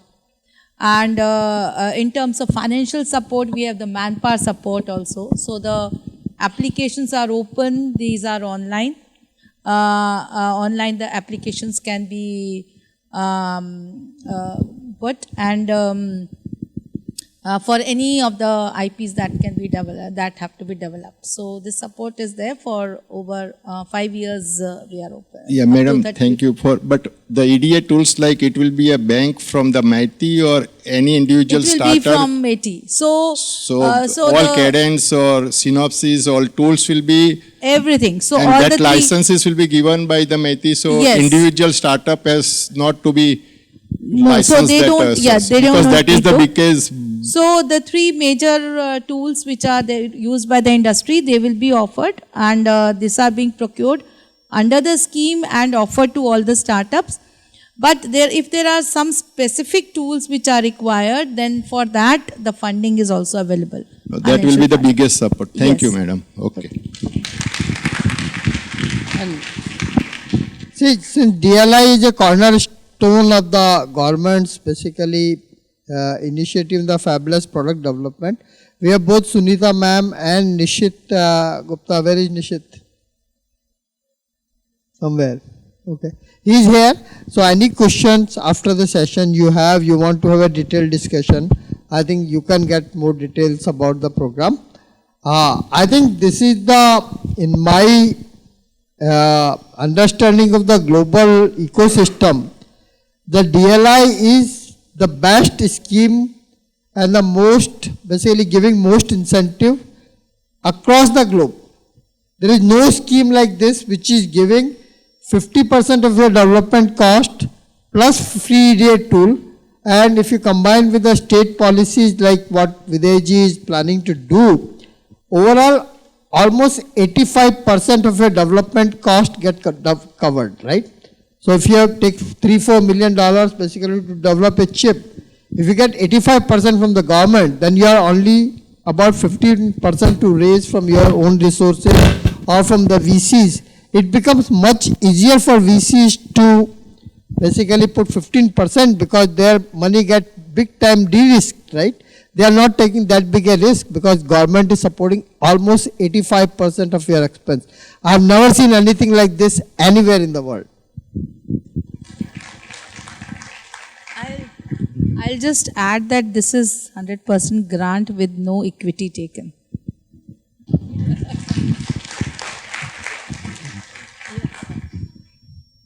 Thank you, madam. Just I wanted to add, so besides under the DLI scheme that madam and METI has designed, there is also post-silicon validation support, and there is also shuttle chip tape-out support up to 30 lakh rupees, right? So from concept, once you have the concept, your manpower requirements are funded by government, EDA tools are made free of cost available, shuttle services are subsidized, and the post-silicon testing. So these are all the areas where there is a huge investment. And that's where VCs take entrepreneurs to the laundry, right? That's where government is stepping in and saying, we will de-risk it. Entrepreneur will feel motivated that I have a large stake in this, thanks to the government of India.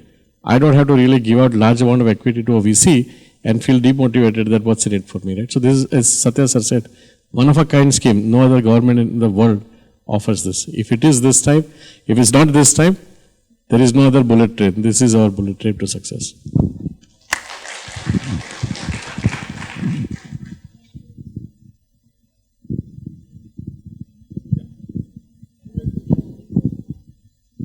Hello. I have a question Yeah, go ahead. how is the Gujarat government, what are the challenges that are facing in semiconductor industry in a domestic level? In the excess of capital and infrastructure or technology domain? What are the challenges that the Gujarat government is facing in terms of in domestic level? In the last 4 months, we are constantly interacting with semiconductor manufacturing companies, also their supply chain partners. So I think many of you have worked in this industry, must be knowing. See, this semiconductor industry is very, very close linked industry. They have very rigid supply chains. For example, if you say they use a lot of sulfuric acid and nitric acid with 99.5 purity level. Now the same sulfuric acid is being made in Gujarat. We have a lot of farms, a lot of chemical industries here. But a TSMC or a Samsung or a Intel, they take this chemical from one particular supplier.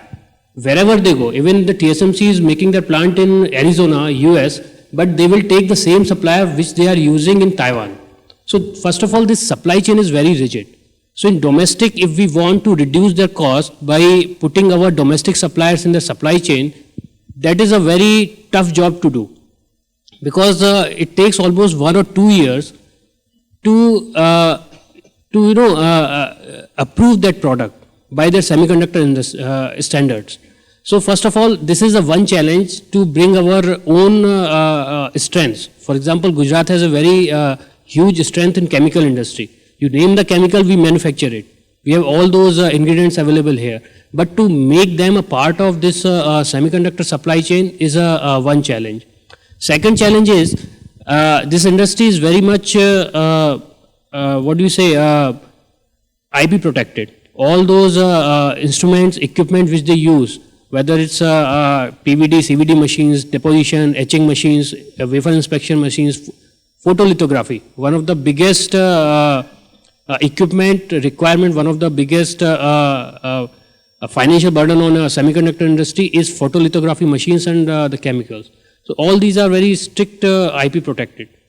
And so these suppliers have these kind of apprehensions that if we come there, if we start our shop here in India, whether we get that kind of IP protection. So that we need to, that apprehensions we need to reduce. And the third thing is the requirement of talent. Because currently we don't have any existing full mass scale fab in India. These investors always think about where will we get the talent. If we have to bring all those engineers, designers, everything from their own country, it just get some kind of roadblock to them. Although we are from government side, we are ready to help all the expats which will be coming to design their facility, construct their facility, doing the product design here, doing the equipment manufacturing here. We are ready to do it, but in the end, government target and even their own future plan is we need to have a local talent available here. So that is one more constraint which we need to overcome. So these are the few challenges we are looking into, and one by one we are working on it.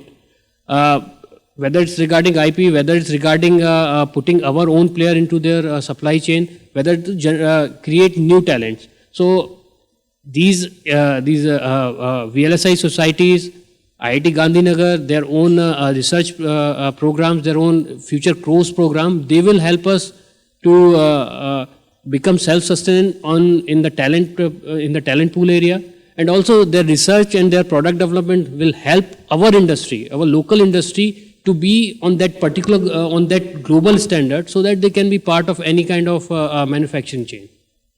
Thank you. Thank you. Thank you, Vijay. Any more questions?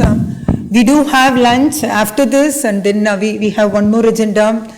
Dr. Usha is going to be talking about, what are the things that the Gujarat chapter is planning, and what are kind of the plans that they are going to be working on. Okay, so if there are more questions, we can talk during lunch also, but we can take now. Go ahead. Good afternoon, everyone. Go ahead. I'm Rushang. I represent Wipro VLSI over here. So I think everybody spoke about that talent building is a really challenge. Capacity building is really a challenge. What we see in that right now, that most of the bright students want to take IT or computer science as their first stream, and the electronics is the kind of the last thing they want to go about, right? How do we bring that awareness into the students, especially to the parents? I think most of the kids are go and choose the stream as per the parents' guidance and their relatives' guidance. So how as an industry we do, or as an academia or as a government, we can marketize this to get that awareness that this is really the big thing we should go about? Thank you. So I think that is one of the reasons we are starting this thing. So one of the things which as an industry we have not done well, we have not marketed electronics and semiconductor jobs well. Like a typical IT job pays a fresh graduate somewhere around 2.53 lakh. But if you get in semiconductor industry, you are at least getting double or more than double of it, right? But I think that knowledge about the salary package as well as the growth potential, as an industry, we have done a very bad job and we have not marketed it, right? So as a part of this chapter and other activities, working with basically local companies and other organizations, and Pradeep also has something to say about this thing, right? But in my opinion, other than everything, we need to create awareness and market this. I know for a fact that basically jobs in electronics and semiconductors are much more lucrative just from a package point of view. But we have not marketed it. So if the kids don't know, they will do whatever it is, right? They're like our young friend, right? How does he, today he came here, he knows about this thing. Slowly we market the excitement and also the financial part of the basically how much basically you can earn in this area. Although it's basically in this technical community talking about lakh, 2 lakh may not be right, but that's what kids look for, right? In third year when you come, you are looking for कहाँ नौकरी मिलेगा, कितना पैसा मिलेगा, 2.5 लाख ये दे रहा है, 3 लाख ये दे रहा है, right? That kind of a thing always come, right? IIT students are basically a different caliber, but other colleges, I think that difference is there. And Sudhir is there and other people who hire these people. There is a big difference between the salary packages between the IT and the electronics and VLSI. So we need to market this properly. We need to create the awareness of this properly. Right?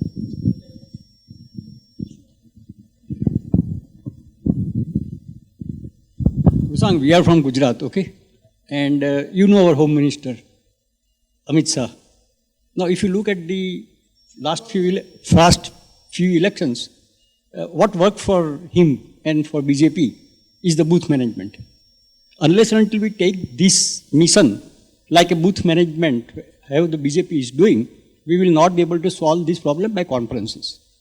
The devil lies, see, there is no dearth of knowledge or what issue we are facing in this industry. But it's all only talk. The devil lies in execution. Unless until you take a challenge that I'm going to train 500 engineers for VLSI, it will not happen. Asking question is good, but executing and creating the talent is the most important thing, and reaching out to all small colleges. People are extremely intelligent. Ideally, we must have trained more than 3,000 engineers today, and they are all from the tier 2 and tier 3 colleges, and none of them is jobless. In fact, they have become design leads in most of the industries. So I think it is not about the talent, it is not about the package, it is about executing by the industry, as Dr. Satya has said, that you have booth management at all levels and create the mass production. That is how you can score the votes. Thank you. Thank you, Sudhir. I think this particular question actually has another interesting thing. In fact, today if you look at, apart from IT, all other core engineering jobs are not liked by the students. And one of the major reasons is salary, which may or may not be the real fact. But definitely the fact that remains there is when a company comes for placement opportunities to the campus, the salary package given by IT industry, and most of the IT industry is higher than the salary package. And at that point in time, the students actually don't care about which job they are looking for. They only care about that I am from computer science, or I am from electrical, or I am from mechanical, and I am getting this job. Okay? This salary package rather. The reality is that even when people go into very high paying jobs, there's a huge amount of shift that happens in 1 year's time. And a lot of people actually shift their job from one to another because what they thought was actually getting as a salary package was not entirely true, okay? And what they actually are getting in lieu of that is also long work hours and very stressful jobs and all that. And therefore, many times people actually switch over. And I have seen this where students actually go away from IT jobs to, for example, in the VLSI design jobs. and I have seen it because VLSI design jobs actually, as Satya says, actually pays more than the IT jobs. So, the question is, what do you actually write on your visiting card? Okay, do you write that I am paying 5 lakh rupee a year, or 5 lakh rupee a year, or you like I am paying 2 lakh rupee a month? Okay, and no strings beyond that. I think that will actually change the scenario. Thank you so much, Rajat. Thank you. So one of the organizations that Dr. Satya Gupta founded, called Indian Semiconductor Association, in collaboration with VSI, we actually on 15th August, as a part of Azadi Ka Amrit Mahotsav, we launched a program called Semiconductor Nation Campus Connect. And this is the most proactive industry outreach to academia. Association has 250 plus industry members. All of are asking the same question that you are asking, that we have vacancies, we don't find students who want to opt for this, right? One. Secondly, there are universities, all companies go to fixed number of universities so there are many talent across the nation that doesn't get the opportunity. So the purpose of this platform is to do three things. One is to reach out to the students that are in the undergraduate program and do exactly, talk about what kind of career opportunities are available, what kind of pay packages are available, so that they feel that, they are not in some kind of a, dead-end situation. But that is just the beginning. Then we are reaching out to the faculty, and we have a list of things we have compiled that we will be able to offer as an industry support, from tools to technologies to lab sponsorship to industry volunteers collaborating with faculty for the upskilling, for the skilling initiatives, curriculum design and such. Thirdly, we are reaching out on the back end. We are tying up with the finishing, with the teaching institutes like Byju's and Chaitanya and Narayan and so on, because that's where you catch them young along with their parents. When a student selects a field, it's not student selecting alone, it's parents' influence. So it's equally important to educate the society. We are also tying up with the government, and government has actually now pledged funds to run small 30-second awareness campaigns about semiconductor careers that are emerging for the next decade, and what kind of employment opportunities that's going to present, what kind of pay packages that's going to present, what kind of career opportunities it's going to present to the students. And last but not least, we are also setting up a platform to ensure that there is so we have put together, and this is very ambitious, I don't know whether it will happen or not, but we are trying everything. We have compiled a list of 2,500 institutes in India with 250 companies that are willing to provide volunteers, and we are creating an end-by-end connect between 250 companies and 2,500 institutes to ensure that no student gets left behind. No motivated students in EC, electronics and communication gets left behind without industry connect, without knowing ahead of time. And the emphasis that we are providing is, if you are signed up for electronics, make sure you study the fundamentals, because finishing schools will help. But what is important is that they also need to know fundamentals to go beyond. So there is a lot of messaging, hand-holding to the faculty, hand-holding to the institutions, bringing industry opportunities for internship. Today, if Intel is offering 25 internship, 30 internship, it only goes to top 5 or 6 universities, not to others. So we want to really create an equal playing field where students from anywhere in India can qualify internship rather than just from handful of institutes. So we have just rolled out, it's planned over 4-year period. Our goal is that by the time ESDM sector really thrives, we are able to really make an impact to this specific question. And what Sudhir Bhai said is very important. Doing is more important than talking, so I won't talk further. We'll meet 4 years down the road. Thank you. I think it's an important question to summarize the thing. All these things is not going to work. From my experience, I will tell you. Because Dr. Munna told all these things, but ISRO was also offered on the 7th day when they call for this campus recruitment. So that all has to change. You offer electronics industry first day itself slot. Then it will solve all the problems. And second thing, what Madam Usha used to say everywhere, that if you adopt students of electronics from 2nd or 3rd year itself and provide them scholarship and all that, they will automatically come and join your company. I think many aspects of this thing. First thing is awareness, as everybody said, right? Second thing is that marketing. We have done very poor job of this thing. Third thing is basically we need to create education at more at the BTech level to create the quantity we need. We are not getting enough quantity and quality at the MTech level, so we need to take the VLSI education at the BTech level.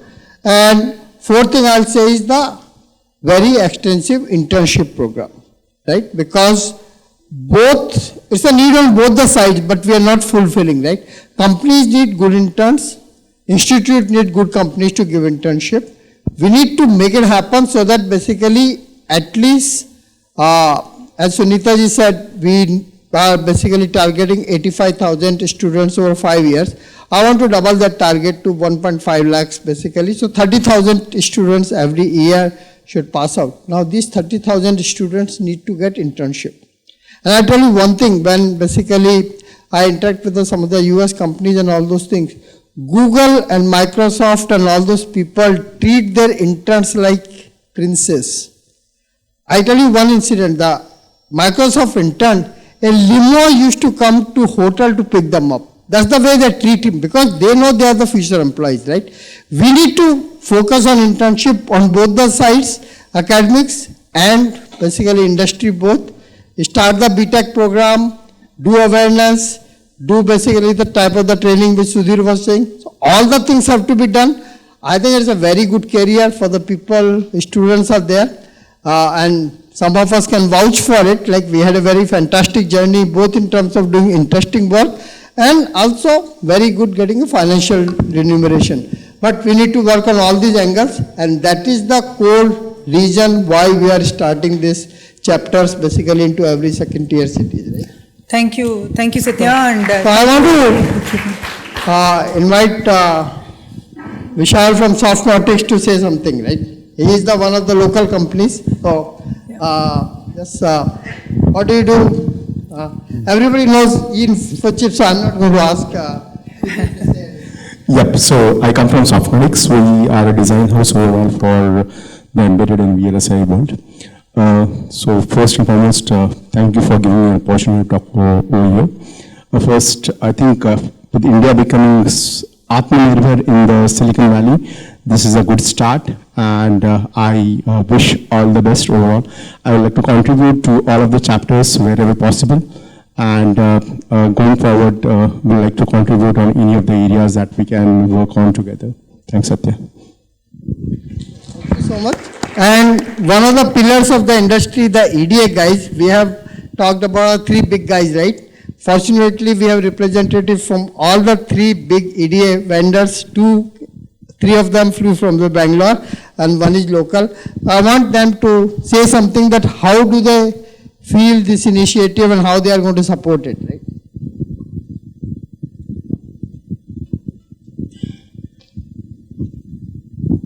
Thank you, Satya. My name is Sudeep. I'm from Synopsys. It's great to be here. Actually, VSI has been, I've been tracking and been participating along with Satya for quite long now. It's been more than 20 years.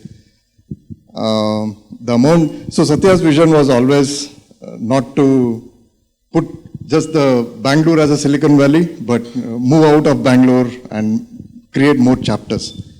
Right? As a EDA vendor, one is partnering with MIT, right? There's a great initiative both from the C2S angle as well as the DLI angle.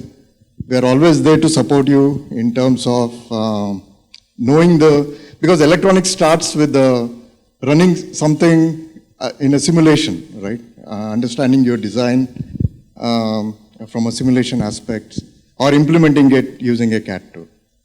Right. So we are always there to support you through the C2S program as well as directly in terms of internship as well. We have various programs running starting from 2023. We will be happy to connect with you and take it forward. Thank you.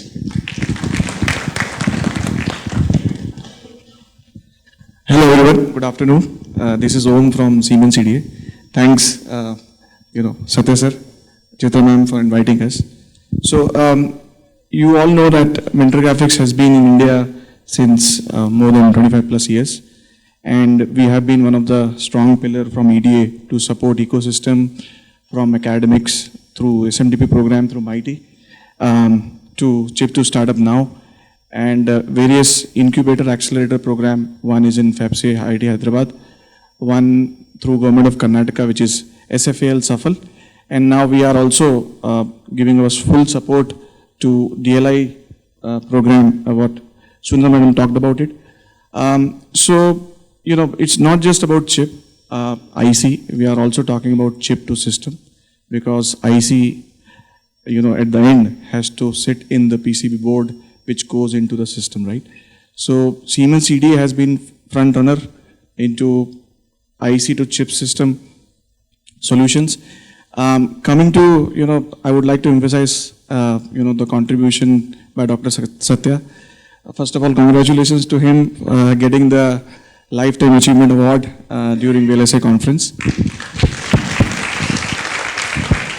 And, you know, he has been one of the you know, front runner, torch bearer, you know, for these initiatives, you know, combining all the entities together, all the stakeholders together, and talking about the grassroots level, right? So this is amazing time for India, and we call it as Advantage India time. From all the corners, I think Pradeep also talked about it through his slides, and Nilesh sir, you also talked about it.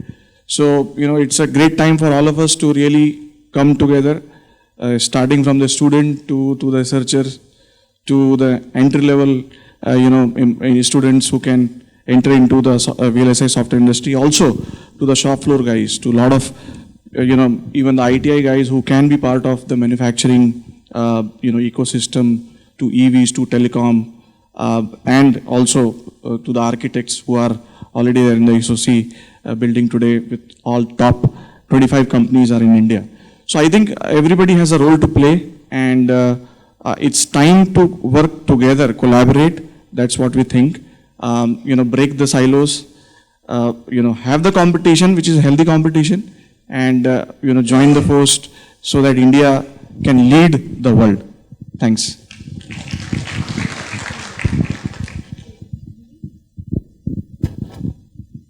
Chetan from Cadence.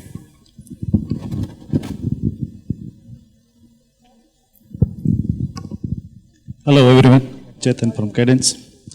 As Sudhir Bhai said, you know, speaking less and doing more will really work.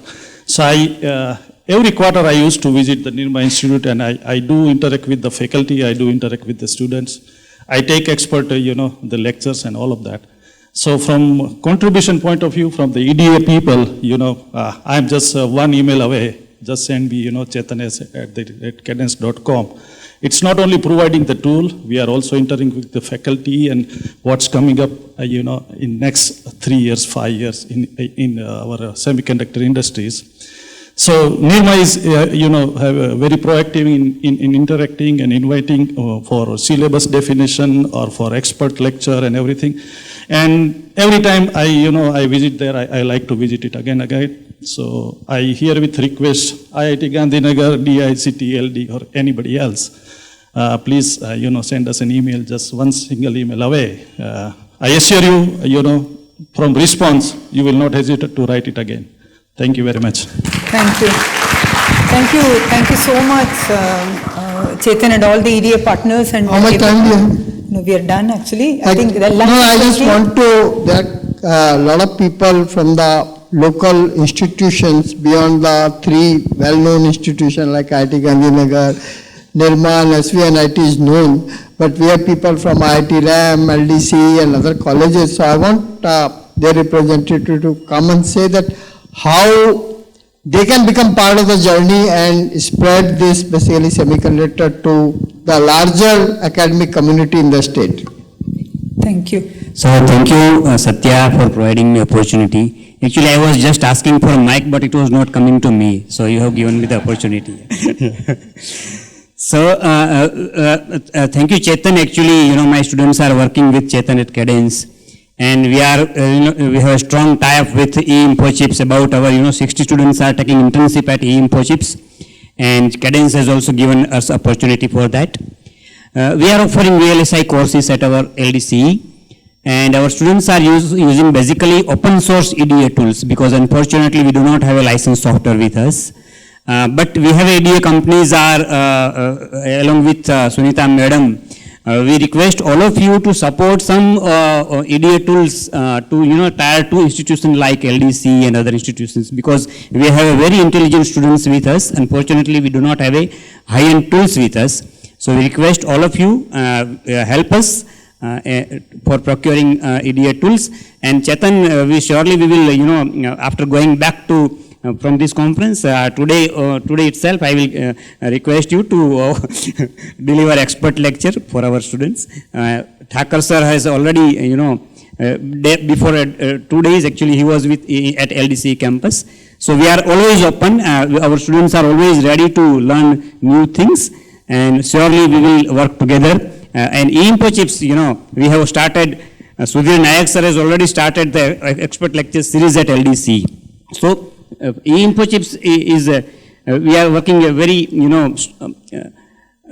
step together with e-info chips. So thank you for providing opportunity to tier 2 institution. Thank you.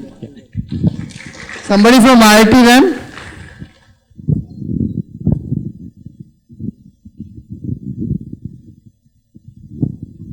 Of course, IIT RAM is also offering the VLSI in elective and master's levels, and IIT RAM is a new institute, and right now we are also in the process to start the master's programs over there. So soon in minors we will also enter, and I wish we will actively participate in these societies. Thank you. Thank you so much. Local institute which we might have missed. Anybody else? Okay, so I think, yeah,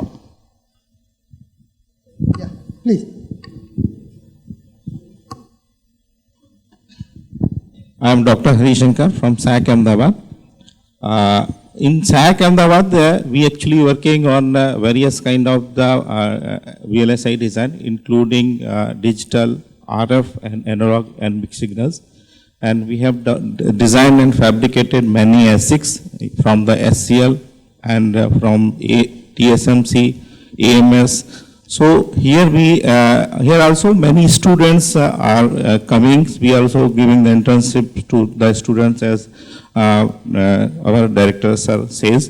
So students can join us in the various R&D as well as different kind of the development activities in our divisions, and they can work for the VLSI designs. And we will contribute for whatever way we can contribute for those societies, and we are there. Thank you, sir. Thank you so much. So one request to you and Nilesh sir, that we have one position in the Gujarat chapter for ISRO SAC Ahmedabad. So please assign one person from your organization to become part of the chapter team, right? So that is needed. Thank you, Satya, and thank you for making it a very inclusive affair. I think we have one more question, and I think this will be the last question. Folks, we do have lunch, and there is a demo waiting right left to the entrance from where you came in. So please ensure that you see the demo also. It's a very interesting demo, okay? Then we will have Dr. Usha talking about what are her plans about driving this forward. Go ahead. Yeah, hello everyone, good afternoon. I'm Mufaddal Saifi. I come from Sci-Fi. Previously I was with Google. So one of the things which happened, like while I was with Google, I got an opportunity to work with Sci-Fi. So I and my team, basically, we all moved from Google to Sci-Fi over here, Ahmedabad. And then we asked that if we move here, right, please open a center in Ahmedabad, right? So we are still in the process of opening a center in Ahmedabad. We are looking for an office. But what happened over there, like there was a 2 months conversation that we had with the Sci-Fi team in US for this. So they surveyed Gujarat as a location Ahmedabad, and I was surprised to see that they identified only few colleges which were capable of providing students capable of working in this domain, right? And they gave me the list, like these are the universities we look, and these are the only companies where we see we can get a talent, right? So that is, I think, a big opportunity as well to look into it, that we can develop over there, that we have a talent pool in Gujarat, where people, bigger companies can come here and open a center in Ahmedabad, right? So that is one thing which we need to work on, right? Secondly, as far as institutes are concerned, right, I passed probably 15 years back, right? The syllabus, what we have for electronics communication BTech, is not such that anyone who pass out can easily go and work in a VLSI domain, right? What they teach is like in the 3rd semester they teach digital electronics, and probably in the 6th, 7th semester probably they teach VLSI. VHDL is the language they teach. I'm not sure what they do right now is Verilog or not, right? Verilog being industry standard, that should be taught in the institutes, right? And that is the only thing that they teach. People are not taught how the hardware is done over there. Verification side also, there is no scope or no understanding. People are provided from the verification aspects or PD aspects of the domain as well, right? So it would be really great if we can come up with a VLSI course dedicated for that, and I believe that would be a really good thing to do, right? And we appreciate that this has been thought for, right? Yes, and, very good. And you gave Very a much. very good marketing insight into what I'm going to say next, right? You are from the Sci-Fi or Open 5? Which side of Sci-Fi? We are from Sci-Fi. Sci-Fi. Sci-Fi. You know the relationship of Sci-Fi and us? Yeah, also, yeah. Yeah, I think Sci-Fi was basically brought to big time by Naveed Sherwani, who joined in this thing, and we founded the Open Silicon together, right? So to answer this question, right, as part of basically VLSI Society initiative, working with lot of professors and industry people, we have developed a model curriculum for BTech in VLSI. And lot of things which we talked here is part of it, right? Things like we are starting the core courses from the 2nd semester, not from 3rd year, right? Okay. Things like basically courses on entrepreneurship, courses on basically product design, not just basically technical design. So that's on the VLSI website. We have launched a new website which will be on in next couple of days. So we will have that model curriculum on the website. All the local colleges, please look at it, give us the feedback, and we want to start the BTech program in at least 10 institutes in next year in Gujarat. So please help us in doing that. Including IIT Gandhinagar. So along with the VLSI design, which is I think very important, we have a course running on electronic product design also, MTech course at ISC and IIT Guwahati. This is just to start with, because we feel that systems is something that we need to give emphasis on. And when the indigenous products are coming, so the product design also is something that needs to be looked into. So we have started an MTech course there just 2 years back. And students, I think we would like the students also, I don't know whether the students are aware of this or not. And we would like the industry also to participate in this in terms of internships, giving internships to them. Sure, Sunita. This is very good to know. And only last thing I would like to add, is we see lot many startups coming in software side, but not on the VLSI side. The main reason is the availability of open source, and the amount you need to start a startup, right? It's really great that government is now planning to provide EDA 2 licenses. That takes a huge amount, and for IT, you can pick up few computers. There is a lot of open source available, and you can come and start building a product, right? In VLSI, that's not the case. So I really appreciate that government also taking up this.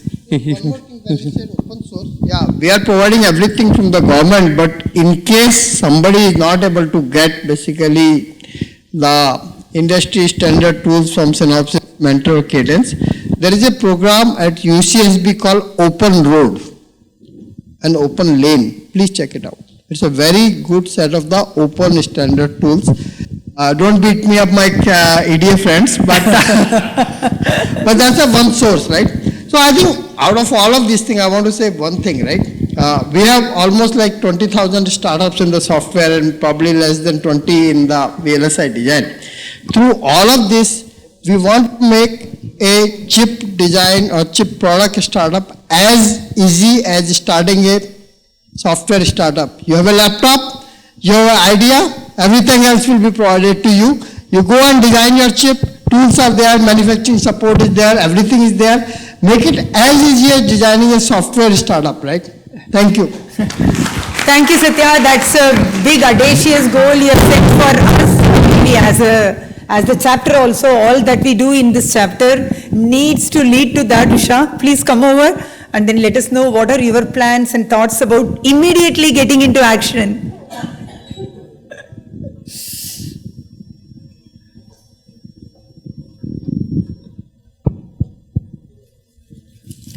So thank you, Chitra.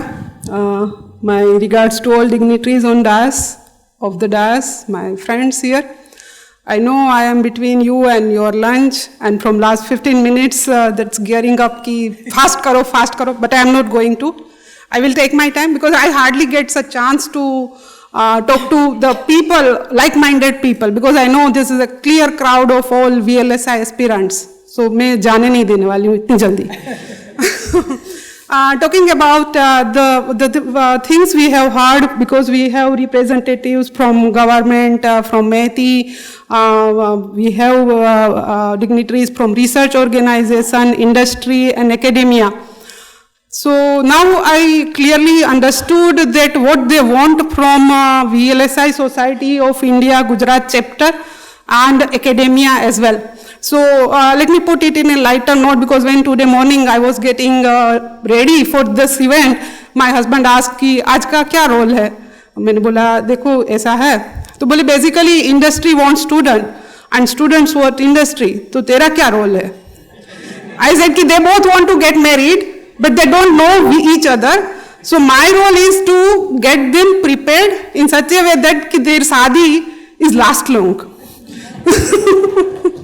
So government wants industry to prosper. Government want industry to prosper.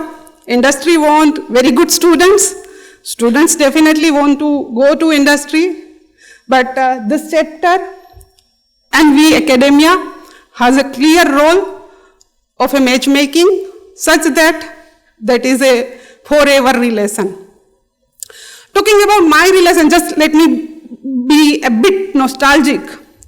In 2003, I would be happy to share with that that Nirma was the first institute started a formal postgraduate course on VLSI design. And I would say that I am in love with VLSI from 2003 onwards. Naturally, at that time, it was one-sided love. Slowly now it is becoming two-sided. VLSI has also started loving me in terms of ecosystem. So the first breakthrough was in 2015 when we had a VLSI design and test conference at Nirma University. And then we actually entered in this premium league of VLSI. And then onwards, that's really a good, fruitful relationship we have with all the ecosystem in India. Taking forward to this, I understand that last so many years when I have ever met with all these respected dignitaries, they have some expectation from us. Now, when I am saying us, it's a complete Gujarat academia. Few things that need to now focus on looking forward is how we not miss this bus of semicon. Because we have missed a few buses earlier. We are very good in political.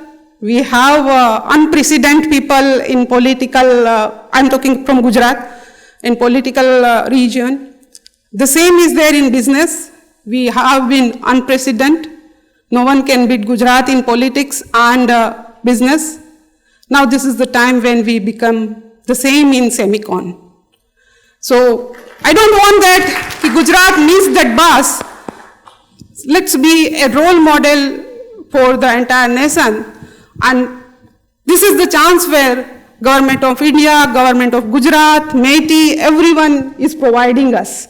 From last 3-4 times whenever I am meeting Vidya sir first time in this podium, but Sunita madam I have met frequently in last few years, and every time I am, and I have been in this journey of growth of semicon in Gujarat.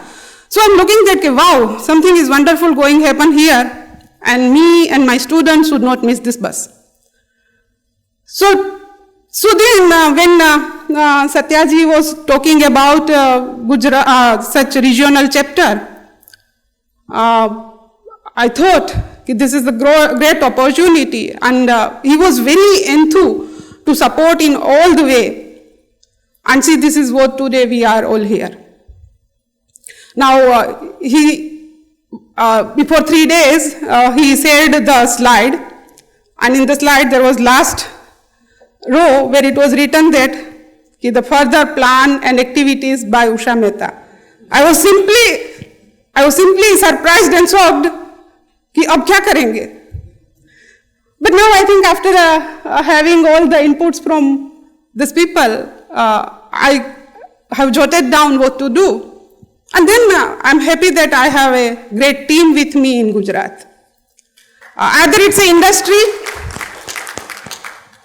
either it's academia, either it's government, or it's research organization. We have a good ecosystem, and we are pretty sure that whenever VLSI Society of India Gujarat chapter will reach to any one of them asking help, they will never say no.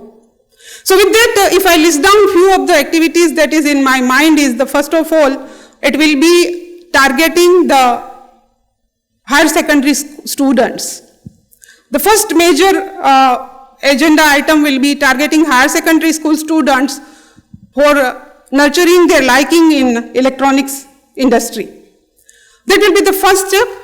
And the second step we will be contributing to organizing seminars, workshop, kit-driven design contest, and all other things for our BTech students.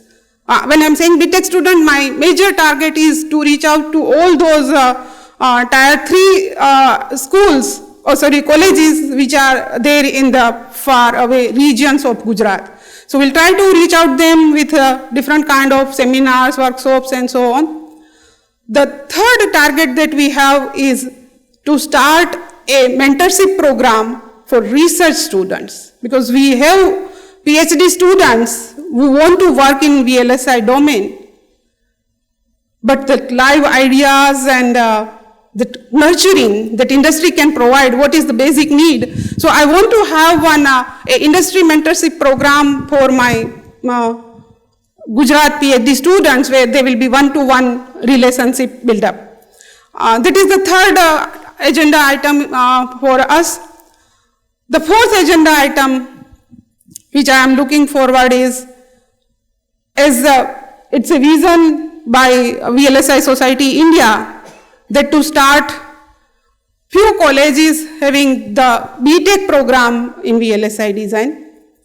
Let me share with you that from a couple of years, Dr. Satya is working on it with many of us in collaboration. He has nicely framed a syllabus. That syllabus is also available with us also. He has said, and we have done it. So anytime anyone wants to look at it, they please send an email either to me or any one of us, and we will share the complete syllabus with all the details to you. So that's readily available. You see how much you can add into your existing syllabus, and then how can you go with a separate program on BTech in VLSI design. The last thing is, I'm thankful to Nilesh sir that he has said with you all that my long-term vision, or I would say my dream, that whenever I get the platform and whenever there is industry people, I never forget to beg from them. I am saying beg from them that some of the amount they have in CSR, please spend as a sponsorship to the students. I have done it earlier also, because you people have a huge amount that you can spend for community. So why not we have a kind of sponsored students at a BTech level?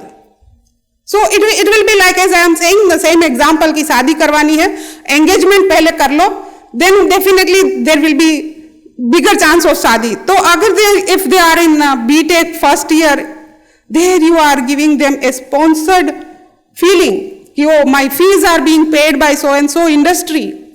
Definitely they will start liking you. They will start taking interest in you. Then you can nurture them for your own requirements, and they will happily come and join. So this is also one of the agenda when we can work something. These are something that we have jotted down, but we are very much open because this is a platform by us, for us, and it is basically all of us. So then you may please provide us the direction that in which we may take this initiative forward. And one more thing is that it is not a 1 or 2 person or it's a team of 8 to 10%, but basically it is all of us who are right now in this auditorium, outside auditorium, in your reach, whom you feel that he or she is a VLSI aspirant. So we invite all of you to please join us and let's make it happen.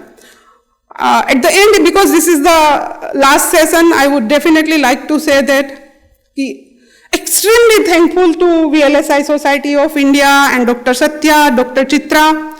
They have helped every time. Again, thankful to all the government people and mighty people because they have been, when and where we required any kind of help, they have provided. And again, when we were planning, IIT Gandhinagar also supported a lot, and industry, or everyone has supported. So again, I am asking for the same support from everyone in the roadmap ahead. So with this, we are open for your suggestions anytime. Thank you. Thank you all.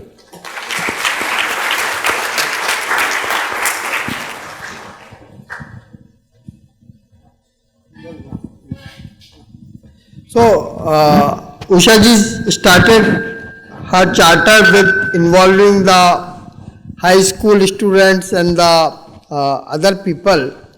So towards this, we were just talking yesterday, me, Nilesh, Sudhir.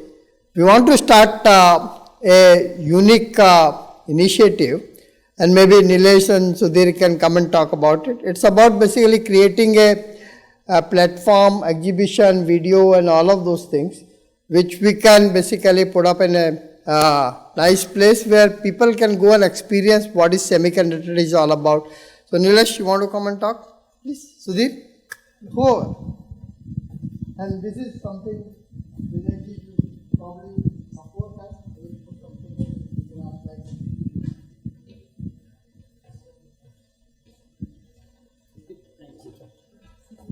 Thanks, Dr. Satya ji. I think we are here, and I think it requires drumming for semiconductor because we have hardly taken a few baby steps. There were one company we started e-info chips somewhere in 1994, and today at least there are 8 pure chip design companies which has mushroomed out of e-info chips. Some of them got acquired as well. So what we are thinking, and when I was talking with the Department of Science and Technology, Sri Nehra ji and Vidya Khare ji, they says that we have an excellent science city in Ahmedabad, and we have a robotic restaurant over there where the food is served through robots. And if we are talking about electronics, then why cannot we try to display the entire process of chip through photograph and small tag lines attached to it. So whoever comes to visit, primarily it is the school children. I think that's what Dr. Usha was also telling, that we have to start with the parents and with the children. Because in our society, to say so, all the decisions are made by parents till yesterday. Today things are changing. But if at the moment the child is born, whether to have long hair and then do the cutting after few months, medium English, medium Gujarati, who should be the friend, which school to go, to the extent even whom to marry and whom to divorce, when to divorce, all the decisions are taken by parents.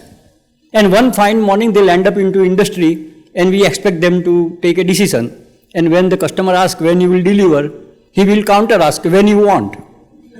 and then last day he says that, sorry, it will get delayed. So I think the important aspect what I'm driving is that we have to educate the parents, children and common men about semiconductor. So it's a task. It will take 5 to 10 years. But within that time, what Devang Mehta has done, late Devang Mehta, if anyone knows over here, he was a brand ambassador for the country. What you see today, ITES globally recognized, is purely because of Devang Mehta ji, who was leading the NASCOM at that point of time. Same movement, I think we will have to do it for semiconductor, electronics and ESDM. And I think Gujarat is rightly poised to take that initiative and do the same thing all over the globe. And the starting point is Science City, and we are committed. Whatever help is needed, we will take the initiative. We will work with Khare sir and Nehra ji, and we take help from Rusang, Sci-Fi, everyone, and create this. And make sure that people become aware, at least in Gujarat, to start with. Thank you. Thank you, Sudhir. Thank you, everyone. Thanks for your patience. Actually, we are very, very late. Thanks again for joining us here. Thanks to all the dignitaries. There is a great lunch that's waiting for all of us. And before lunch, as I told you, just step in to watch the demo and then we can go from there. Thank you, everyone. We look forward for working with each of you to make this chapter very, very successful. Thank you.